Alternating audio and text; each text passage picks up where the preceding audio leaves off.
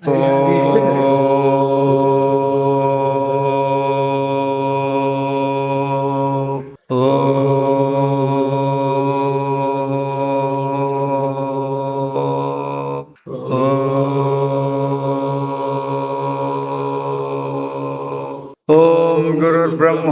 गुरुर्विष्णु गुरुरेव महेश्वरः गुरु साक्षात् परब्रह्म तस्मै श्री गुरवे नमः। परमात्मभक्तुलाరా, ఓం ఏకో జాలవాణీశత ఈశనీభిః సర్వాన్ లోకానీశత ఈశనీభిః ఉద్భవే సంభవే చ ఏ ఏతద్విర్ అమృతస్తాసే భవంతి. దీని అర్థం ఏమప్ప అంటే, మాయా విశిష్టనాద యావోపదేవను పరమాత్మకేమో ఏంటివి లేవు, అయితే వ్యవహార దృష్టి ఆయన మాయతో కూడుకొని ఉన్నాడు అనేది ఒకటి ఉంది, పదం ఉంది. ఆ భగవంతుని శక్తిని తెలియకపోవడమే మాయ అని శాస్త్రం చెప్తుంది. అయితే ఆయన కూడా నా మాయ చేత ఈ ప్రపంచాన్ని అంతా సృష్టించినాను అంటాడు. అర్థమైందే? అపరాప్రకృతి పరాప్రకృతి రెండు నా యొక్క మాయా విశేషాలు అవి. అయితే జనం ఏమనుకున్నారు, మాయ అంటే భగవంతుడు వేరే మాయ వేరే అనుకున్నారు, లేదా భగవంతుడు వేరే భగవంతుని శక్తి వేరే అనుకున్నారు.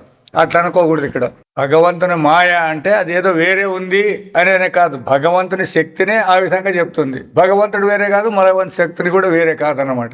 మాయా విశ్వనాథ యావొబ్బ దేవను కూడి ఎల్లా లోకాలను ఆలిత్వనో అన్ని లోకాలను పరిపాలిస్తున్నాడో యావను ఈ లోకల పుట్టు హాగు మహిమగలను బల్లవనాగి, ఈ లోకము యొక్క పుట్టు, ఈ లోకములో ఉండేటువంటి వ్యవహారాలంతటి కూడా తెలుసుకొని తన ఆధీనలరిసిಕೊಂಡಿరువనో తన ఆధీనంలో పెట్టుకుని ఉన్నాడో అవన ఈ ఒడతనవన్ను బల్లవరు అమృతరాగవరు.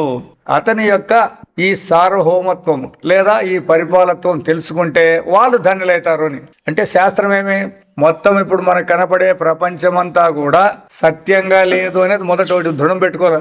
అదే చెప్పాలనుకోండి. వేదాంతులకు వచ్చేవాళ్ళు మొట్టమొదట వ్యవహార దృష్టితో సృష్టి అయిందని పెట్టుకోవాల్సిందే, దాంట్లో అనుమానం ఏం లేదు. అయితే మనం తెలుసుకోవాల్సిండేది ఏమిటి? చివరికి సృష్టి లేదు, కేవలము మన స్వరూపం మాత్రం ఉంది అని తెలుసుకోవాలి. ఇంతే. మీరు ఎన్ని దినాలన్నా ఎన్ని జన్మలన్నా లాస్ట్ చివరికి ఇదే ఉండేది అన్నమాట. పరమాత్మ స్వరూపం సత్యము, మిగతా తోచేదంతా కూడా మాయ. అది ఎటువంటిదన్నా కానీ దాంట్లో మళ్ళీ అది ఇది అని చెప్పే పని లేదు. ఏదైనా సరే దేవతలు ముక్కోటి దేవతలు ఎవరినైనా చెప్పుకోండి వాళ్ళందరినీ, ఇదంతా కూడా కేవలము ఆ మాయలో కల్పితము లేదా అవిద్య ద్వారా కల్పితము. ఇంకా రెండవది, నేనున్నాను నాకు అవిద్య ఉంది అనే క్వశ్చన్ లేదు. నేననేది అవిద్య, దేహం నేనంటాం చూడండి, ఇదే తప్పు తెలివి అంతే. ఇంకా మళ్ళా దేహంలో నేను అనేవాడు ఉన్నాడు, వానికి తప్పు తెలివి ఉందనేది లేదు. కాబట్టి ప్రతి ఒక్క జిజ్ఞాసు కూడా ఈ పాయింట్స్ జ్ఞప్తి పెట్టుకుంటేనే మనకు సులభంగా తత్వం బోధపడేది. దాన్ని అనుసరించే మనం పోలా. 39 పేజీ కొంచెం 39 పేజీ చాలా ఉంది. 39 ಪದ ಲೈನ್ ಚೂಡು, ಪದ ಲೈನ್. ಈ ರೀತಿಯಾಗಿ ನಿಜವನ್ನು ಅನುಭವಿಸಿದ ಕಂಡುಕೊಂಡು ಕೇವಲ ಆತ್ಮನೇ ನಾನೆಂಬ ನಿಶ್ಚಯದಲ್ಲಿ ನಿಲ್ಲುವುದೇ ಮೋಕ್ಷ. అదే చెప్తానే. కాబట్టి ఇదంతా కూడా కేవలము కల్పితమనే దృఢమైతే అప్పుడు తాను తన స్వరంలో నిలబడే వీలవుతుంది. అంతే. ప్రపంచము అంత ప్రపంచం అనొద్దు, నేను కూడా నిలబోదు దాంట్లోకి. దీన్ని తీసేసుకో ఫస్ట్. దీన్ని తీసేసుకున్న తర్వాత ప్రపంచం లేదు. నేను మాత్రం ఈ దేహం మాత్రం సత్యం, ప్రపంచం ఉంటాను. ప్రతి ఒక్కరు ఇట్లే పెట్టుకుంటారు. ప్రపంచం అంటే అదేదో వేరే ఉంది, నేను వేరే ఉంటాను అనుకుంటారు. ప్రపంచం అనే మాటలోనే మనం అంతా అంతర్గతం, దేహాలన్నీ అంతర్గతం అనమాట. ప్రపంచంలోకి వేయకోకుండా చేసుకుపోతారు. భగవంతుని ಒಬ್ಬನೇ ಎಂಬುದು ಸತ್ಯ, ಪರಮಾತ್ಮ ಒಕ್ಕಟೆ ಅನ್ನೋದೇ ಸತ್ಯಂ. అది ಅದರಿಂದ ಎಲ್ಲಾ ಬ್ರಹ್ಮಾಂಡವನ್ನು ಉಂಟು ಮಾಡಿ ಪಾಲನ ಮಾಡುತ್ತಿರುವನು, తన శక్తి చేత ఈ జగత్తును సృష్టి పరిపాలిస్తాడు అనే పదం ఉంది ఈడ. మరి దీన్ని ఎట్లా అర్థం చేసుకోవాలనుకుంటారు మీరు? ఉండేది ఆయన నేను ఒకడే అంటాడు, మళ్ళా దీని అంతా సృష్టి చేసి పరిపాలించేవాడు నేను అంటాడు. ఏం అర్థం చేసుకుంటారు ఇప్పుడు? అదే తిక్కొచ్చిండేదంతా కూడా ఇదే. ఎందుకు ఈ పదం చెప్పినాడు అన్నట్లయితే ఇదంతా కూడా అనువాదము. యాది ఈ ప్రపంచాన్నంతా నేను సృష్టి చేసినాను పరిపాలిస్తాననేది అనువాదమే గాని తాత్పర్యం కాదు. మనమంతా అనుకుంటాం కాబట్టి శాస్త్రం అట్లా చెప్తాంది. ఉండేది ఆయన మొదటి చెప్పినాడు కదా, పరమాత్ముడే సత్యం అని చెప్పినాడు, అటు గిడిచిపెట్టింది. అది మళ్ళీ ఇదంతా ఉందని అంటున్నారు కదా. ఇదంతా ఉంటాడనేదంతా మనం అనువాదం చేసుకుంటాం కాబట్టి ప్రపంచం అనేది ఒకటి ఉంది, దానికి సృష్టించలేక ఒకటి ఉన్నాడని శాస్త్రం చెప్పకపోతుంది. అంతే. ఇది బాగా గుర్తుపెట్టుకోండి. అందుకే జనానికి ఆడైనా కూడా మేము ఆ దేవునికి పోతాం, ఇదే పోదండి, పోయేదానికి ఏమవుతుంది? వద్దంది, శాస్త్రం కూడా వద్దనే లేదు. పోయిన చోట మీరు ఏం అడుక్కుంటున్నారు అనేది కావాలి. అది అనువాదము కల్పితం రెండు ఒకటే. మీరు కల్పితం చేసుకుంటే దాన్ని శాస్త్రం అనువాదం చేస్తుంది. మనమంతా చేసుకుంటాం కదా, ఇప్పుడు పుట్టినాము సస్తాండం అనేది. ఇది మనం అనుకోండి, అది ఇది నిజంగా శాస్త్ర ప్రకారం కల్పితము. అయితే శాస్త్రం చెప్పేటప్పుడు దీన్ని అనువాదం చేసి చెప్తుంది. అవనನ್ನು ಅರಿತವರೆಗೆ ಅವನಿಗಿಂತ ಬೇರೆಯಾದ శక్తి ಆಗಲಿ, ఆ పరమాత్మ సరిగా తెలుసుకుంటే అతనికంటే వేరైన శక్తి గాని ఆ శక్తిಯಿಂದ ಹೊರತೋರುವ ಪ್ರಪಂಚವಲ್ಲಿ ಕಾಣುವುದಿಲ್ಲ. ఆయన శక్తి చేత కనపడతాను చూడు ఈ ప్రపంచమంతా. ఆ పరమాత్మ స్వరూపాన్ని గుర్తిస్తే ఇది అది కనపడేదానికి వీల్లేదు. అంతవరకు అమృతరాగమరు ఎందు అభిప్రాయ. అటువంటి స్వరూపంలో నిలబడతారు. మన కూడా అద్వైతానంద స్వామి ఒక ప్రశ్న వేసినాడు మనకి. ఏమనేసినాడు? సాక్షి సాక్షిత్వం అనేది రెండు తీసుకొని వచ్చినాడు చెప్పినాడు. ఇప్పుడు దీన్ని సాక్షి సాక్ష్యము, సాక్షి సాక్ష్యం అన్నప్పుడు ద్వైతమా అద్వైతమా? ద్వైతమే అది. మరి ఆయన సాక్షిగా ఉండి దీన్నంతా చూస్తాన్నాడు, అవస్థలను చూస్తాన్నాడు అని అన్నప్పుడు ద్వైతమవుతుంది కదా. మీరు దీన్ని జాగ్రత్తలో ఎట్లా పొందిస్తారు అని అడిగినాడు ఆయన ప్రశ్న. అప్పుడు మేము మాకు చెప్పేసినాం, రకరకాలుగా చెప్పేసినాం అనుకో. అయితే అది అట్లా సరిగ్గా పొందేటట్లు లేదు. అది జాగ్రత్తలో ఔపాధికం ఉంది కదా. ఉంది సరే, అవును ఔపాధికం ఉంది అన్నప్పుడు సాక్షి సాక్షిత్వం చెప్పుకుంటూ వస్తాడారు కదా ఇప్పుడు శాస్త్రం. ఔపాధికం అన్నప్పుడు సాక్షి సాక్ష్యం రెండు కన్నా ఉంటాయి. మరి అది ఉంటే చూడ అనేది మీకు ఎట్లా గుర్తవుతుంది? అట్లా అనకూడదు. నీవు ఎప్పుడైతే సాక్షి సాక్షిత్వం అన్నప్పుడు నీవు సాక్షిగా నిలబడినప్పుడు సాక్ష్యం ఉంటుందా లేదా అని చెప్పాలా అన్నాడు. అంతే. అది మనం సహజంగా తెలిసే. ఇదే సాక్షిని విడిచి సాక్ష్యం లేదనేది మాకే తెలిసే. అర్థమైనా? ఇప్పుడు సాక్షి స్వరూపంలో ఉన్నప్పుడు సాక్ష్యం కనపడుతుందే. మొదట ఎందుకు చెప్పినాం? ఇది చూసేవాడు చూడబడేది వేరు అని చెప్పుకుంటూ వచ్చినాం. ఎందుకంటే చూడబడేదంతా చూసేవానికి వేరుగా ఉండాలనేది పాయింట్. అది బోధ చేసేటప్పుడు. ఇప్పుడు ప్రపంచాన్నంతా మనం చూస్తున్నాము, ఈ వస్తువులు చూస్తున్నాం కాబట్టి ఈ వస్తువుల కంటే మనం వేరు. ఈ దేహము, ఈ మనస్సు, బుద్ధి తెలుస్తామంటే దీనికంటే వేరు అని చెప్పినాం. అవునా? అది బోధ చేసే కాటి వరకు చెప్పుకుంటూ వచ్చినాం. అట్లా వచ్చి నీవు సాక్షి, అది సాక్ష్యము అని చెప్పినాం. ఇప్పుడు వాడు ఆడే నిలబడితే ఎట్లా? నేను సాక్షి, ఈ దేహాలు నాకు వాడికి ఎట్లా ఆత్మజ్ఞానం అయ్యేది అన్నప్పుడు అప్పుడు ఆయన చెప్పినాడు అనమాట. సాక్షిగా నువ్వు నిలబడినప్పుడు నీకే నామరూపాలు గాని ప్రపంచం గాని కనబడుతుందే. ఇది బోధ చేసినప్పుడు మాత్రం అట్లా ఆత్మ అనాత్మ విషయీ విషయం అని చెప్పుకుంటూ వస్తారు. ఇవి రెండు చెప్తుంటే ద్వైతమే కదా ఇది అని చెప్పున్నా. అయితే ఎప్పుడైతే నువ్వు ఆ స్వరూపంలో నిలబడినప్పుడు ద్వైతం తోస్తుందా లేదా అనే జ్ఞానం కావాలి. ఇప్పుడు అది గుర్తుపెట్టుకొని ఆ దాంట్లో నిలబడినప్పుడు వీటి యొక్క అంటు లేదు అని గుర్తిస్తే వాడు అమృతుడైతాడు అని శాస్త్రం చెప్పిండు. చూడు, ఇది ఎంత బోధేమో అటు వరకు బాగానే చెప్పచ్చు అందరము. అది జాగ్రత్తలో మనం ఎట్లా కనుక్కోవాలా, పొందించుకోవాలా అన్నట్లయితే ఇప్పుడు మనందరికి కూడా ప్రపంచం లేదు అని చెప్తాంటారు కదా, నా దేహం లేదు అని అన్ని చెప్తాంటారు కదా. దానికి మీకు అనుభవం ఏడుంది అప్ప అంటే సుషుప్తినే చెప్పాల్సి వస్తుంది. చూడు, అయితే సుషుప్తిలో ఉన్నాడు మీకు తెలిసిన ఇట్లా దేహం లేదు ప్రపంచం లేదు అనేది తెలిసినా? మరి మాట్లాడుతుంటాం. అట్లా మాట్లాడుకోకుండా అక్కడ నిలబడిపోయేది రావాలా అని బోధ చేసేటప్పుడు ఇవన్నీ చెప్తారు. అయితే ఆ సుషుప్తి స్వరూపంలో నీవు ఉన్నప్పుడు నీకు ఇవన్నీ అనుభవాలు ఏమైనా వచ్చినాయా? నేను హాయిగా నిద్రపోయినని గాని, ప్రపంచం లేదని గాని, దేహం లేదని గాని ఏమన్నా ఉందాయా అనుభవాలు? మేల్కొని తర్వాత చెప్పే మాటలు అంటే అవి సత్యమా? అది అందుకే శాస్త్రం ఎట్లా బోధ చేస్తుందంటే మొట్టమొదట వాళ్ళలో ఉండే అభిప్రాయాన్ని, భేదాభిప్రాయాన్ని అభేదానికి తీసుకొని వస్తుంది. అభేదానికి తీసుకొని వచ్చిన తర్వాత అభేదంలో నిలబడినప్పుడు భేదం ఉంది అనే భావన రాకూడదు అని. ఇక్కడ సుషుప్తి అనుభవించేటప్పుడు ఆ సుషుప్త అనుభవంలో నిలిచడం లేదనమాట. లేదు అంటే కాదు, మాటలేం చెప్తాం ఇవన్నీ. అర్థమైనా? ఆడేమైనా ఉంటుందా లేదా అనేది ఎవరందుకు వాళ్ళే. ఇది ఎవరందుకు వాళ్ళే చెప్పుకోవాలి కానీ బయటకు మాట్లాడే మాటలు కాదు ఇవి. అనుభవం లేదు అట్లా. కాబట్టి ఆ సుషుప్త అనుభవాన్ని అంటే ఎప్పుడైతే ఈ ద్వైత ప్రపంచం అనేది లేకుండా పోతుంది అంటే ఉండేది అద్వైతమే అని గుర్తించాలి. ఇంతే, ఇంకెక్కువ మాట్లాడకలేదు దాన్ని. మళ్ళీ నేను నిలబడినానా, దాంట్లో ఉండానా అనే మాటలు రాకూడదు అనేది శాస్త్రం చెప్పారు. అటువంటి వాళ్ళు అమృత స్వరూపులు అవుతారు. ఎందుకంటే వాళ్ళకి పుట్టకు లేదు, మరణము లేదనమాట. అది ಶ್ವೇತಾಶ್ವತರ ಉಪನಿಷತ್ತಿನ 3ನೇ ಅಧ್ಯಾಯ ಈಗ ಪ್ರಾರಂಭವಾಗುತ್ತದೆ. ಇದರ ಮೊದಲನೇ ಮಂತ್ರದಲ್ಲಿ ಮತ್ತೊಮ್ಮೆ ಪರಮೇಶ್ವರ ತತ್ವವನ್ನು ವಿವರಿಸಲಾಗಿದೆ. పరమేశ్వరుని యొక్క స్వరూపము ఎట్లుంటుంది అని వివరించేకి మొదలు పెడుతుంది అనమాట. ಜ್ಞಾನಿಗಳ ದೃಷ್ಟಿಯಿಂದ ಪರಮೇಶ್ವರ, ಪರಮಾತ್ಮ, ಬ್ರಹ್ಮ ಈ ಎಲ್ಲಾ ಶಬ್ದಗಳು సరి. బ్రహ్మను, చైతన్యమను, అనుభవను, పరబ్రహ్మనండి, ఈశ్వరుడనండి, ఇవన్నీ పర్యాయ పదాలు. ఇవి పరమాత్మ తత్వం చెప్పాల్సిన మాటలు. అయితే అజ్ఞానిಗಳ దృష్టిಯಿಂದ, అజ్ఞానులు అంటే ఎవరు? పరమాత్మ స్వరూపం తెలియని వాళ్ళు, దేహం నేను అనుకున్న వాళ్ళు ఎవరైనా కావచ్చు. అజ్ఞానులు అంటే దేహము నేను అనుకున్న వాళ్ళు అందరూ అజ్ఞానులే. వాళ్ళు దేవతలు కావచ్చు, అజ్ఞానులే. అది మర్చిపోతండి. అజ్ఞానుల దృష్టింద జగత్తు తోరుತ್ತಿರುವುದರಿಂದ ఈ ప్రపంచం కనపడుతుంది కదా ఇప్పుడు. పరమేశ్వరుని ಎಂದರೆ, పరమేశ్వరుడు అంటే జగత్తుల అడితವನ್ನು నిర్వహిస్తాను ఎందర్థ. ఈ కనపడే జగత్తును పరిపాలించేవాడు పరబ్రహ్మ అని అజ్ఞాన దృష్టిలో ఉంది. జ్ఞాన దృష్టిలో అది లేదు, జగత్తు లేదు, పరిపాలించేవాడు లేదు. అయితే ఈ జగత్తు ఉంది, ఈ జగత్తును ಪರಿಪಾಲಿಸುವವಡು అని అర్థం. ಇದು ద్వైత దృష్టి ಎಂಬುದನ್ನು ಹೇಳಬೇಕಾದದ್ದೇ ಇಲ್ಲ. అది ఈ విధంగా జగత్తుంది, దీన్ని భగవంతుడు పరిపాలిస్తాడు అంటే ఇది ద్వైతమే. దీంట్లో మళ్ళీ అద్వైతం అనేది దీంట్లో కనుక్కోవాల్సిన అవసరము లేనే లేదు. ಆದ್ದರಿಂದ ಈ ಮಂತ್ರದಲ್ಲಿ ಬ್ರಹ್ಮಾಂಡಗಳ ನಾಯಕನಾದವನೇ పరమేశ్వరుని ఎన్నుకోవాలని ಹೇಳಲು ಹೊರಟಿದೆ. ఈ బ్రహ్మాండాలకంతా నాయకుడని ఎవరుండారో ఆతడు పరమేశ్వరుడు అని చెప్పేదానికి బయలుదేరింది. ವೇದಾಂತಗಳಲ್ಲಿ అతన్ని అర్థిಕೊಳ್ಳಲು ఈ ప్రక్రియయు సహాయకవాಗಿದೆ అಷ್ಟೇ. ఈ విధంగా జగత్తుని ఇతడు పరిపాలిస్తున్నాడు అని మనం ఎప్పుడు చెప్పినామో ఆ దాంట్లో మనం నిలబడే కాదు ఇక్కడ చెప్పిండేది. మన స్వరూపం తెలుసుకుంటే ఇది ఉపయోగపడుతుంది. అది ఈ జగత్తు ఒకటి ఉంది, దీన్ని పరిపాలిస్తున్నాడు అంటే ఇప్పుడు దానికంటే అతడు గొప్పవాడు తక్కువ వస్తుంది. కాబట్టి ఈ జగత్తు పరిపాలిస్తానంటే ఇది విషయం అయిపోయింది, ఇది నిజమైంది కాదు అని.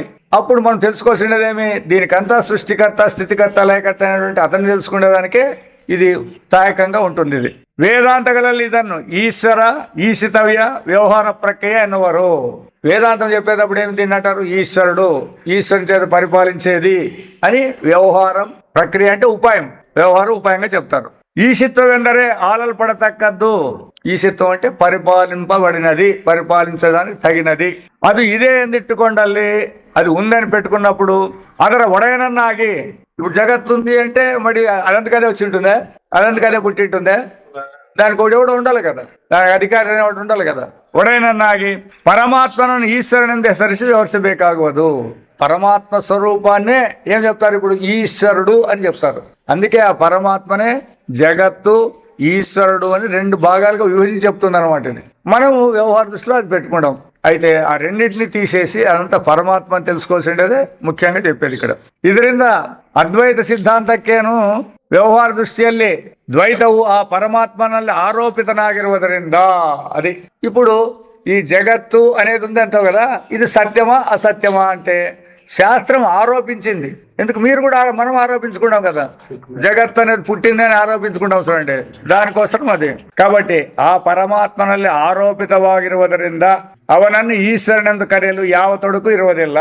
ఇప్పుడు ఎప్పుడైతే మన్ను అనేది కుండగా కనపడితే కుండని పిలిచినంత మాత్రం చేత మన్నుకేమైనా దెబ్బుందే, మట్టికేమైనా దెబ్బుందే అని, అట్లా పరమాత్మను ఈ జగత్తును పరిపాలించేవాడన్నంత మాత్రం చేత అది ఆరోపితమే, అధ్యారోపితమే కానీ సత్యము కాదు అనేది గుర్తుపెట్టుకోవాలని.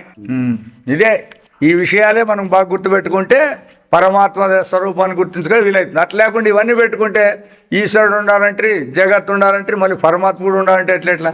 ఇవన్నీ కూడా ఆరోపించిండేటివే.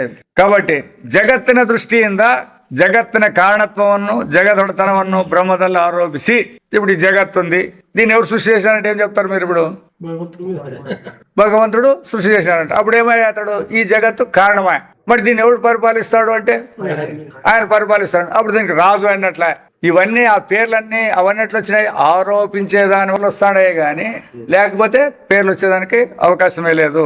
అనంతర అపలాపమాడుವುದರಿಂದ అధ్యారోపం చేసింది, అది ఎట్లా నిలబెట్టదు శాస్త్రం, మళ్ళా దాన్ని అపవాదం చేసేస్తుంది అనమాట. నిర్విశేష పరమాత్మ ద్వితీయ స్వరూపಕ್ಕೆ ಯಾವ దోషವು సంభవించదిಲ್ಲ.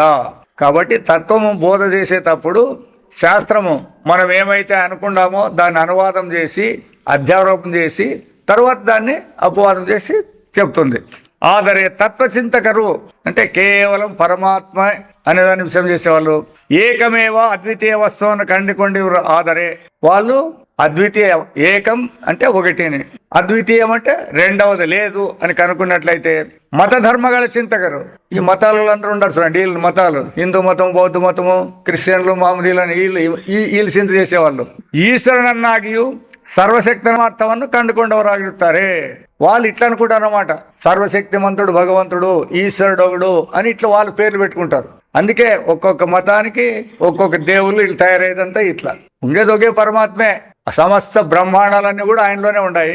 ఇక్కడ అనేకమైనటువంటి మతాలు ధర్మాలు పెట్టుకొని వాళ్ళకు ఒక్కొక్క దేవుడు ఉన్నాడు, ఒక్కొక్క దేవుడు అని బోధించుకుంటూ తయారైనారనమాట. నావు నిజవన్నరియలు ఇచ్చిసవాదరే, మనం సత్యాన్నే తెలుసుకోవాలనే కోరిక మనకు ఉన్నట్లయితే మత ధర్మగల అంతస్తున్న మేలేరి, ఆ మత ధర్మాల్లో ఏమేమి చెప్తారో ఆ యొక్క అభిప్రాయాలకి అతీతం కావాలని, మా మతంలో ఇది ఉంది, మా మతంలో ఇది ఉంది, మా మతంలో ఇది అంతా చూడండి. వాళ్ళ మతాలు లేకపోతే మనం ఇక్కడే తిరుక్కుంటుండేది ఎంతసేపు ఉన్నా, దానికి పైకి దాటాలంటాడు అవతరికి. సార్వత్రిక పూర్ణానుభవ ఆధారದಿಂದ పూర్ణానుభవం అన్నమాట. వాళ్ళు ముస్లింలు కావచ్చు, క్రిస్టియన్లు కావచ్చు, హిందువులు కావచ్చు, బౌద్ధులు కావచ్చు, జైనులు కావచ్చు, ఎవడైనా కూడా పుట్టేది అందరూ పుట్టినారా లేదా, అందరూ తల్లి గర్భంలోనే పుడతారా లేదా, స్థితి చెందుతారా లేదా, సచ్చేటప్పుడు సస్తారా లేదా, వీళ్ళంతా ప్రపంచంలో ఉండారా లేదా, మరి ఇవన్నీ పెట్టుకొని మేము వేరే అంటే ఏమేమి మీరు వేరే ఎట్లయితే మీరంతా. సార్వత్రికం లేదు ఇక్కడ, వైయక్తికము. వాళ్ళ గురువులు చెప్పినట్ల మాది వేరే అని ఇట్లా పోయి ఇచ్చినారు అనమాట. అంతా అట్లా పోకూడదు అనమాట. ఎవరు ముముక్షువులైనటువంటి వాళ్ళు, అది బాగా గుర్తుపెట్టుకోండి అండి. అందరికీ చెప్పేలేదు ఈ విషయం. కేవలం సత్యమేమి అనేది తెలుసుకునే వాళ్ళు కావాలి ఇక్కడ. ఆ తెలుసుకునే వాళ్ళకి ఇది కావాలన్నమాట. ఏకమేవ అద్వితీయను, ఏకం ఏవ అద్వితీయుడు ఒక్కడే ఉండేది. నిర్విశేషను, ఏ విశేషం ఆద బ్రహ్మವನ್ನು అర్థుಕೊಳ್ಳಬೇಕಾಗುವುದು. అటువంటి స్వరూపాన్ని మనం తెలుసుకోవాలి. ఇప్పుడు ద్వైతం ఉండేది ఉండకూడదు, అక్కడ విశేషాలు ఉండేది ఉండకూడదు. అటువంటి స్వరూపము అని గుర్తించేదానికి కావాలి. ಹೀಗೆ మతధర్మಗಳಿಗೂ తత్వ విచారకు కలబెరక ಮಾಡದೆ, అందువలన వేదాంతమే వేరే. అర్థమైనా, మత ధర్మాలలో వేరే. దీని రెండింటి కలపకూడదు. ఆడ కూడా మతాన్ని నమ్ముకొని మనం ఇడిచిపెట్టాలి, నీ కర్మ పోవాయానాలి అంతే. మనం దాని గురించి ఆలోచన కూడా మనం చేసిన అగత్యం లేదు దీనికి. అవి రెండు కలుపుకోకుండా ఇద్దల్ని మాత్ర ఉన్న చోట ఔపనిషద పురుషుని అరివు ಅದರಿಂದ అమృతత్వం దక్కువదు. ఇట్లున్నప్పుడే ఆ ఔపనిషత్తు పురుషుడు అంటే ఉపనిషత్తు ద్వారా మాత్రమే తెలియదగిన వాడు. మిగతాదంతా ఉపనిషత్తు ద్వారా తెలుసుకోవాల్సిన పని లేదు. ఇదంతా వ్యవహార దృష్టిలో తెలుసుకోవచ్చు. ఇదంతా కూడా మతాలు, మత ధర్మాలు ఇవన్నీ కూడా వ్యవహార దృష్టిలోనే తెలుసుకోవచ్చు ఇవన్నీ. అయితే పరమాత్మ తెలుసుకోవాలంటే ఉపనిషత్తు ఆ విధంగానే తెలుసుకోవాలి. అది పెద్ద ప్రశ్న. అది ఉపనిషత్తులో పెద్ద ప్రశ్న. జనకుని ఆస్థానంలో యాజ్ఞవల్కునికి వానికి విదగ్ధ శాఖలకు వచ్చిండదు. అదే ఆయన అడతాడు, ఔపనిషత్ పురుషుడు అంటే ఎవరు అని అడిగిస్తాడు. ఈయన అంతమందికి చూడు, వాళ్ళంతా మళ్ళీ జ్ఞానులే, వాళ్ళంతా దానికోసం పోరాడిన వాళ్ళే చూడండి. ఔపనిషత్ పురుషుడు అంటే తెలియలే వాళ్ళకి. ఎవరికి పరమాత్మ గిరమాత్మ అని చెప్పేసినారనుకో, ఆయన అడిగిన అదే ప్రశ్న అడిగినాడు. అయితే ఎవరు చెప్పలేదు. మీరు ఓడిపోయినారంటే నేను చెప్తానంటాడు ఆయన. వాడు పండితుడు ఒప్పుకోడు, నేను ఓడిపోయినా ఒప్పుకునేలేదు అంటాడు. అయితే తల తెగి పడిపోయిన ఇస్తాడు, అంతే సస్తాడు వాడు. అంత పెద్ద ప్రశ్న అది. కాబట్టి ఉపనిషత్తుల ద్వారా మాత్రమే పరమాత్మ స్వరూపం తెలియబడుతుందనేది ముముక్షులు బాగా గుర్తుపెట్టుకోండి. వాళ్ళు చెప్తారు కదా, వీళ్ళు చెప్తారు కదా, ఎవరు చెప్పినా చెప్తారు. వాళ్ళు ఏం చెప్పినారని మీకు అర్థమైంది. అది రావాలి మొట్టమొదట. ఎప్పుడైతే సార్వత్రిక పూర్ణానుభవం అనేది జ్ఞప్తి, అప్పుడు మాత్రమే వాళ్ళకి సరైన జ్ఞానం ఉందని చెప్పుకోవాలి మనం. పెద్ద లక్షల కోట్ల కొన్ని లేవా, అవన్నీ ఇచ్చిపెట్టండి. అవన్నీ ఎక్కువ మాట్లాడే పని లేదు ఇక్కడ. నీ అనుభవాన్ని చూపి ఒప్పుకుందాము. వాళ్ళు ఎవరైనా కానీ అనుభవం లేకోకుండా ప్రపంచమంతా నాదే అని హిరణ్యకశిపుడు అన్నాడు కదా. దేవుడు ఆడున్నారా, హిరణ్యాయన మహానం అన్నాడు. మరి ఆయన చెప్తాడని మీరు అందరూ కొడతారా? బలం ఉంది చెప్పుకున్నాడు. కాబట్టి అట్లా తీసుకోకుండా వాళ్ళంటే కలుసుకోకుండా ఉండాలా. ఇంకా ಈಗ వ్యవహార దృష్టిని అవలంబించి ఈశ్వరతత్వం గురించి చింతోషణ. ఇది కేవలం పరమాత్మ గురించి ఇంతవరకు చెప్పిండేది. ఇప్పుడు వ్యవహార దృష్టిలో ఎట్లెట్లుంది అనే దాని గురించి విచారం. ఏಕೆಂದರೆ ఈ విచార సరణి ఎల్లరిಗೂ కూడలే ఒప్పాగువదు. వ్యవహారం ద్వారా వేదాంతం చెప్తే అందరూ ఒప్పుకుంటారు. వేదాంతం ప్రకారం వేదాంతం చెప్తే ఎవడెవడు ఒప్పుకోడు. దానికే చెప్తాండేది. ఎవరే కానీ వేదాంతానికి పోయలేదు అని చెప్పిండే దీనికే. ఆరాధన నుంచి మేము ఆశ్రమాల్లో ఉండమంటారు. సత్యమైన వేదాంతం చెప్తాంటే వాళ్ళు కూడా జారుకుంటారు. చూడండి ఎందుకు అది మాట. దానికోసమే వాళ్ళు ఉండారు. అయినప్పటికీ కూడా పట్టుకోతుంది. ఈ వ్యవహారం ద్వారా చెప్తామంటే రైట్ అందరికీ ఒప్పుకుంటారు. ಹೇಗೆಂದರೆ నానే దేవరు ఎంబ ఉపదేశక్కింత చూడయా, ప్రతి ఒక్కరు కూడా పరమాత్మ స్వరూపులు, నేనే పరమాత్మ అని ఉపదేశానికంటే ನಾನು ಬೇರೆ ದೇವರು ಬೇರೆ ಎಂದು ಉಪದೇಶವೇ ಅಜ್ಞಾನ ದಶೆಯಲ್ಲಿ ಹಿತಕರವಾಗಿರುವುದು. దేవుడే వేరేనాప, నేను వేరే అంటే ఎవరైనా ఒప్పుకుంటారు. దేవుడే నేను అని అంటే ఒప్పుకుంటారా? పరమాత్మ నీవు అని చెప్పితే ఒప్పుకుంటారా అని? లేదా పరమాత్మ వేరే నీవు వేరే అంటే ఒప్పుకుంటాం. రైట్, బాగుంది. అది వాళ్ళకి అని మేము ఊకొట్టేప్పుడు సరిపోతుందంట. ಹೀಗೆ ನಮ್ಮ ಅನುಭವಕ್ಕೆ ಬರಬೇಕಾದರೆ ಬಹುಕಾಲವಾಗಬಹುದು. ఈ విధంగా ఎప్పుడైతే నీవు పరమాత్మ అని చూడండి, పరమాత్మ అని తెలుసుకునేదానికి, లేదా పరమాత్మ ఈ దేహం నేను కాదు పరమాత్మ అని మీరు గుర్తించేకి చాలా కాలం పడుతుందంటే జన్మలే. ఇప్పుడు చెప్తే ఒప్పుకోలేదు కదా, మరి ఇది మనకు గుర్తుకు రావాలంటే ఎంతో కాలం పడుతుంది అని. ಹಾಗೂ ಅನುಭವ ಜಗತ್ತಿನಲ್ಲಿ ಉತ್ತಮಾಧಿಕಾರಿಗಾದ ಕೆಲವರಿಗೆ ಮಾತ್ರ ಉಂಟಾಗಿರುವುದು, అందరికీ లేదు. మళ్ళీ అది కూడా ఉత్తమాధికారి అయినటువంటి వాళ్ళు ఎవరైనా ఉంటే వాళ్ళకి ఆపద తెలుస్తుంది అనమాట. నేను వేరే బ్రహ్మ వేరే అన్నాను చూడండి, ఇది అజ్ఞానము అని అప్పుడు తెలుస్తుందంట వాళ్ళకి. అది ఉత్తమాధికారులకి ఎప్పుడో లెక్కేసుకో. వేదాంతం అంటే మరి ఎట్లుండదు అనే దానికి ಆದ್ದರಿಂದ అధ్యాత్మ విద్యను కళలు ఆరంభిస్తున్నారు ಎಲ್ಲರೂ ఈ పరమాత్మ విద్య అనే నేర్చుకునేకి ఎవరైనా ప్రయత్నించండి. వాళ్ళందరూ కూడా ದ್ವೈತ ವ್ಯವಹಾರ ಸಿದ್ಧನಾದ ಪರಮೇಶ್ವರನ ನಂಬುವುದಕ್ಕೂ ಭಕ್ತಿ ಮಾಡುವುದಕ್ಕೂ ಪ್ರಾರಂಭಿಸಲೇಬೇಕು. వాళ్ళు మొదట ఒప్పుకోవాల్సిందే, పరమాత్మ వేరే జగత్ వేరే అని మొదట ఒప్పుకోవాల్సిందేనంట ప్రతి ఒక్కరు కూడా. ఎందుకంటే డైరెక్ట్ గా తెలుసుకునే అధికారం లేదు వీళ్ళకి. మరి తత్వం వినాలంటే ఎట్లయితుందంటే చెప్పే తిరగలంటాడు. అది ఆగా ఈశ్వరునందరే యారు, అప్పుడు ఈశ్వరుడు అంటే ఎవరు, అవన ಕೆಲಸವೇನು, ఆ ఈశ్వరుని పనేమి, అవన మహిమయేను, ఆయన యొక్క శక్తి ఏమి ఇత్యాది జిజ్ఞాసకలు ఎద్దుకొల్లువవు. ఇప్పుడు నేనే బ్రహ్మ అంటే వీనికి ఏమేమి లేవు, వీనికి శక్తి తెలుసు, ఇవన్నీ ఏమీ తెలిసేలేదు. ఇప్పుడు బ్రహ్మ వేరే ఉన్నాడు అన్నట్లయితే ఆయన పనేమి, ఆయన శక్తి ఏమి, ఆయన మహిమలేమి అనే జిజ్ఞాస మనకి కలిగేదానికి వస్తుంది అని.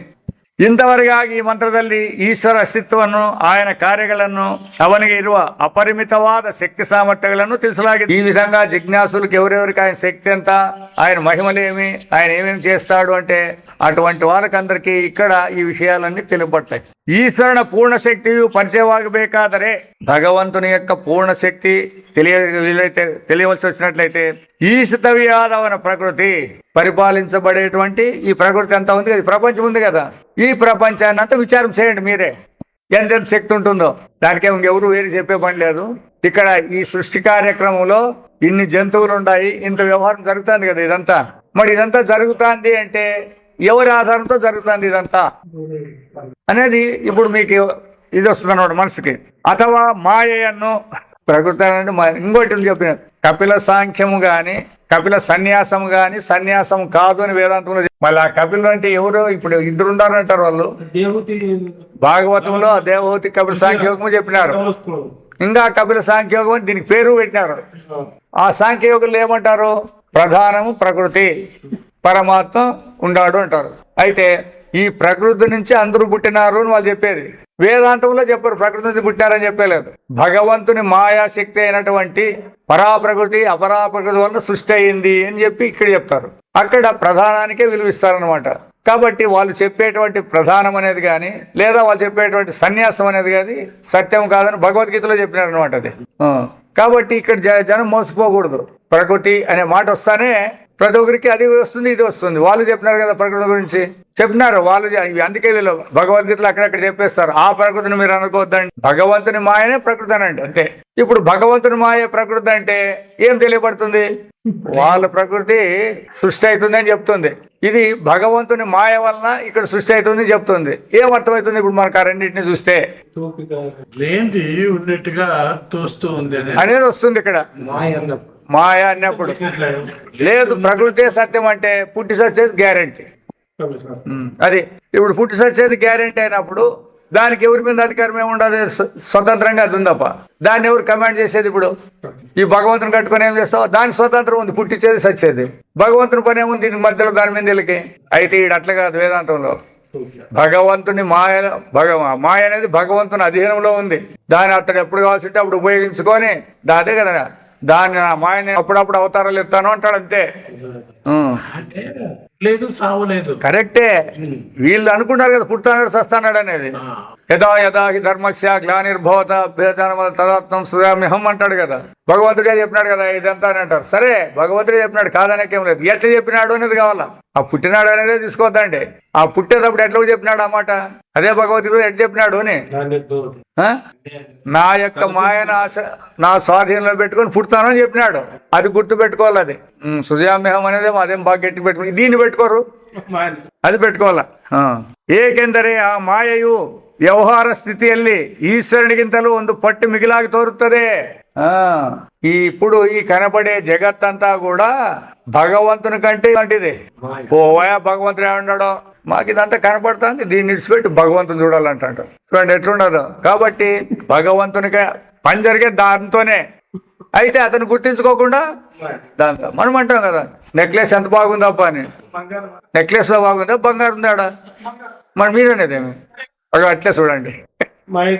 నెక్లెస్ బాగుందంటే బంగారు మరుగైపోతుంది నెక్లెస్ విలువ వస్తుంది. అట్లా ఈ ప్రపంచం ఎంత బాగుందంటే ఆ ప్రపంచ సృష్టికర్త అని భగవంతుడు కిందికి పోతాడు ఈ పైకి వస్తాయి. కాబట్టి వ్యవస్థలు ఈశ్వరునికింతలు ಒಂದು ಪಟ್ಟು ಮಿಗಿಲಾಗಿ ತೋರುತ್ತದೆ ఏది ఈ జగత్తు.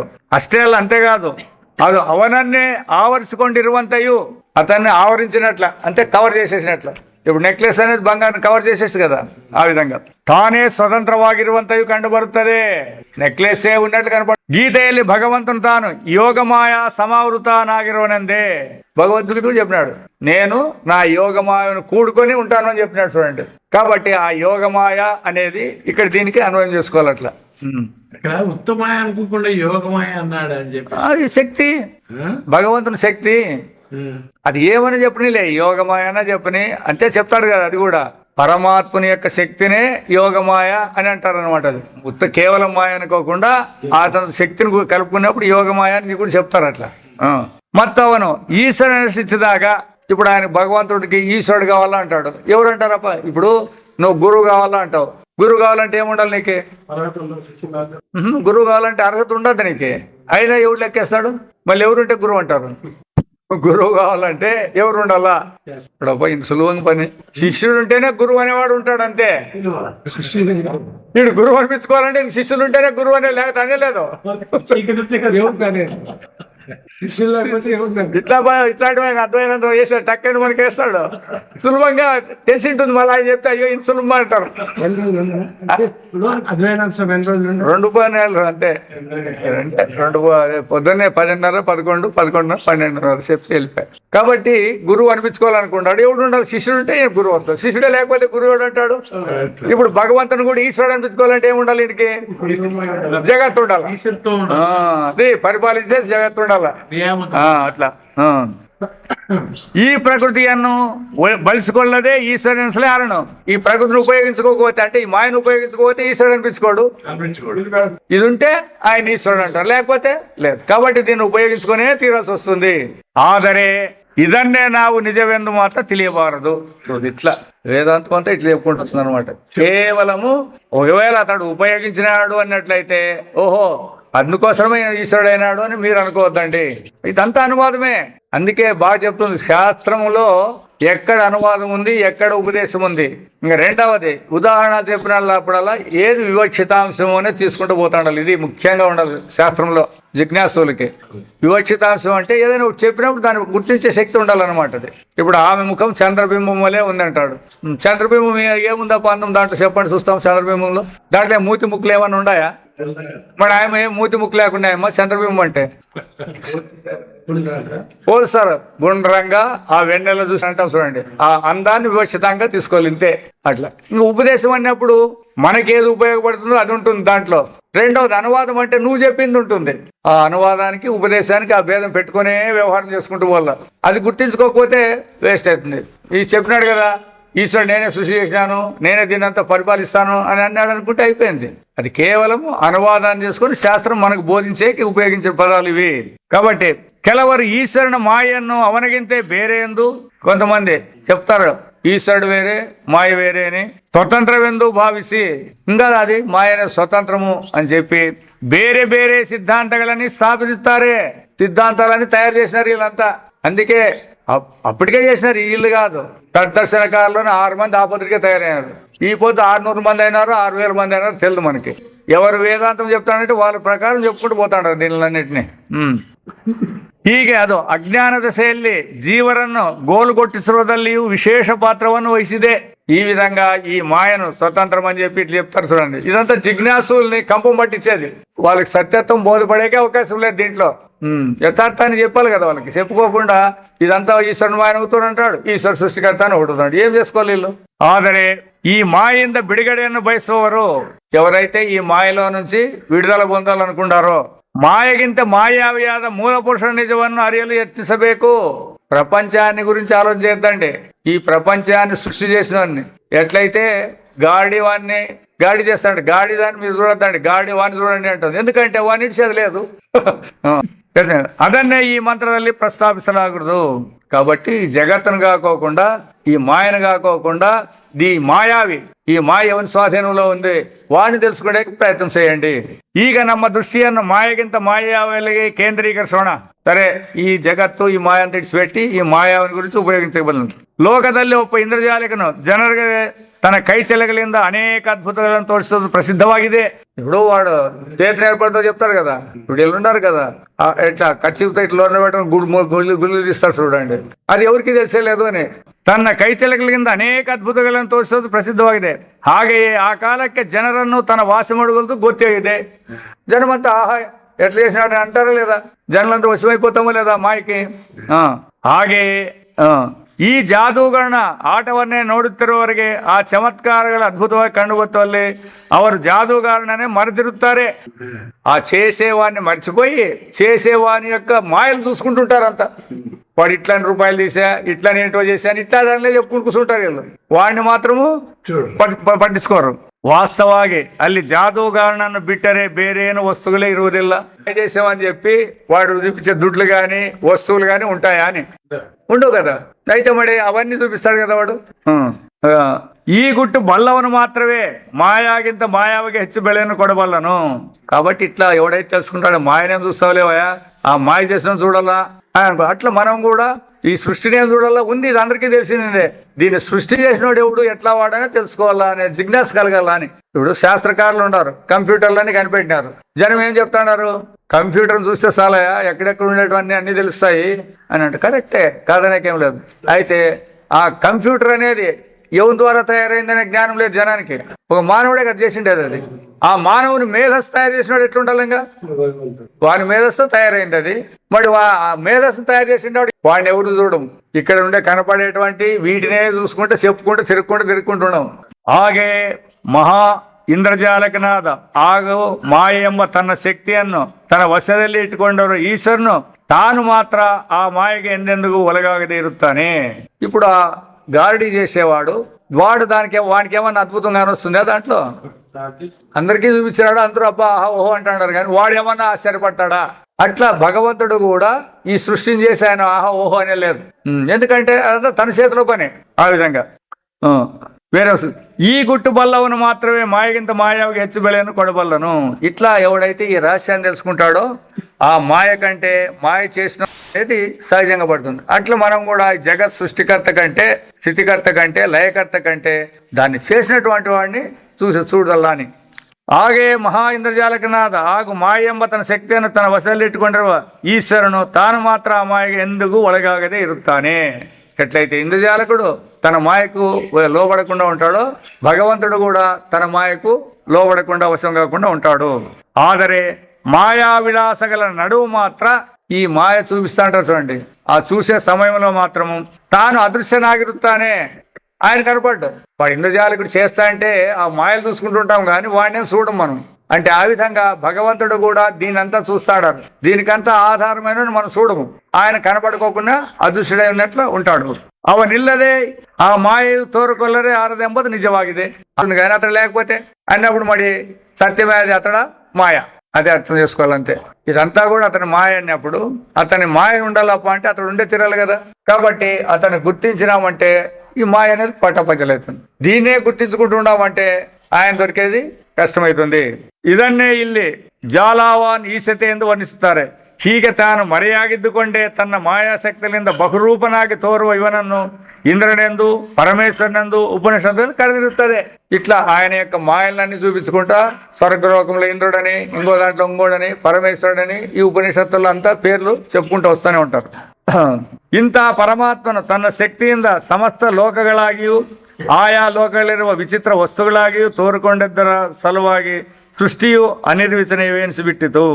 ఇక్కడ మళ్ళీ ఇప్పుడు ఇదంతా తయారైందంటే అతను లేకుండా లేదంటే అతనిలోనే ఈ సమస్త సృష్టి, ఈ విచిత్రాలు ఇవన్నీ కూడా కనపడతాయి. అతనే తానే మారకోకుండా, అది కూడా గుర్తుపెట్టుకోండి, తానుగా మారకోకుండా, వికారం చెందకోకుండా, పరిచ్ఛిన్నం కాకోకుండా ఇన్ని రకాలుగా కనపడతాడు అంటాడు. ఇది మనసుకు పట్టే మాటేనా? ఏదైనా ఒక వస్తువు తానుగానే ఉండి ఇంత వికారాలు, ఇన్ని విచిత్రాలుగా కనపడుతుందే ఏం చెప్తారు? అదే ఇప్పుడు ఒప్పుకునేదానికి ఎట్లా?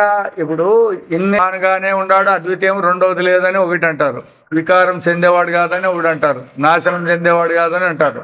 మరి తన సృష్టిలో కలిగేటివన్నీ కూడా ఇవన్నీ పుడతాడాయి, సస్తాడాయి, వికారాలు చెందుతాడాయి కదా. తన స్వరూపమే అంటారు, తన స్వరూపమే అది. ఆ కల్పితాలు అనే శక్తి మనకు రావాలి కదా, అదే ఉండేది. ఇప్పుడు జిజ్ఞాసుకు బోధపడితే ఉంటాడు. ఎట్లా అంటాడు అంటే, చూడయా నీవేమో పండుకొండేది ఒకడే, నేనే అంటావు. నీకు స్వప్నంలో అనేక రకాలైన ప్రపంచాలు, విచిత్రాలు అన్ని కలుగుతాయి. అప్పుడు ఏమైనా నువ్వు మారింటివే, ఆడు నువ్వు చూసేవాడు కూడా ఉండవు. మళ్ళీ నేను అనే వ్యవహారంతో కూడా ఉన్నాడు, నాకు కనబడే ప్రపంచం అని అంటాడు ఆడు కూడా. వీడు స్వప్నం అయిపోయినాక ఆ నేననేవాడు కానీ, వాని ప్రపంచం అని కానీ ఏంటనే ఉండాలి, వాడే ఉండాడా? తానే ఉంటాడు కదా. ఇప్పుడు ఇదంతా తనలోనే కల్పితమా లేకపోతే బయట ఉందే? జరిగేటప్పుడు తానుగా ఉన్నాడని చెప్పేసి ఎట్లా మనం అది ఇప్పుడు అనుభవం చూపించేదానికి మాడేదే. తనలో ఎప్పుడు ఏంటి లేవు.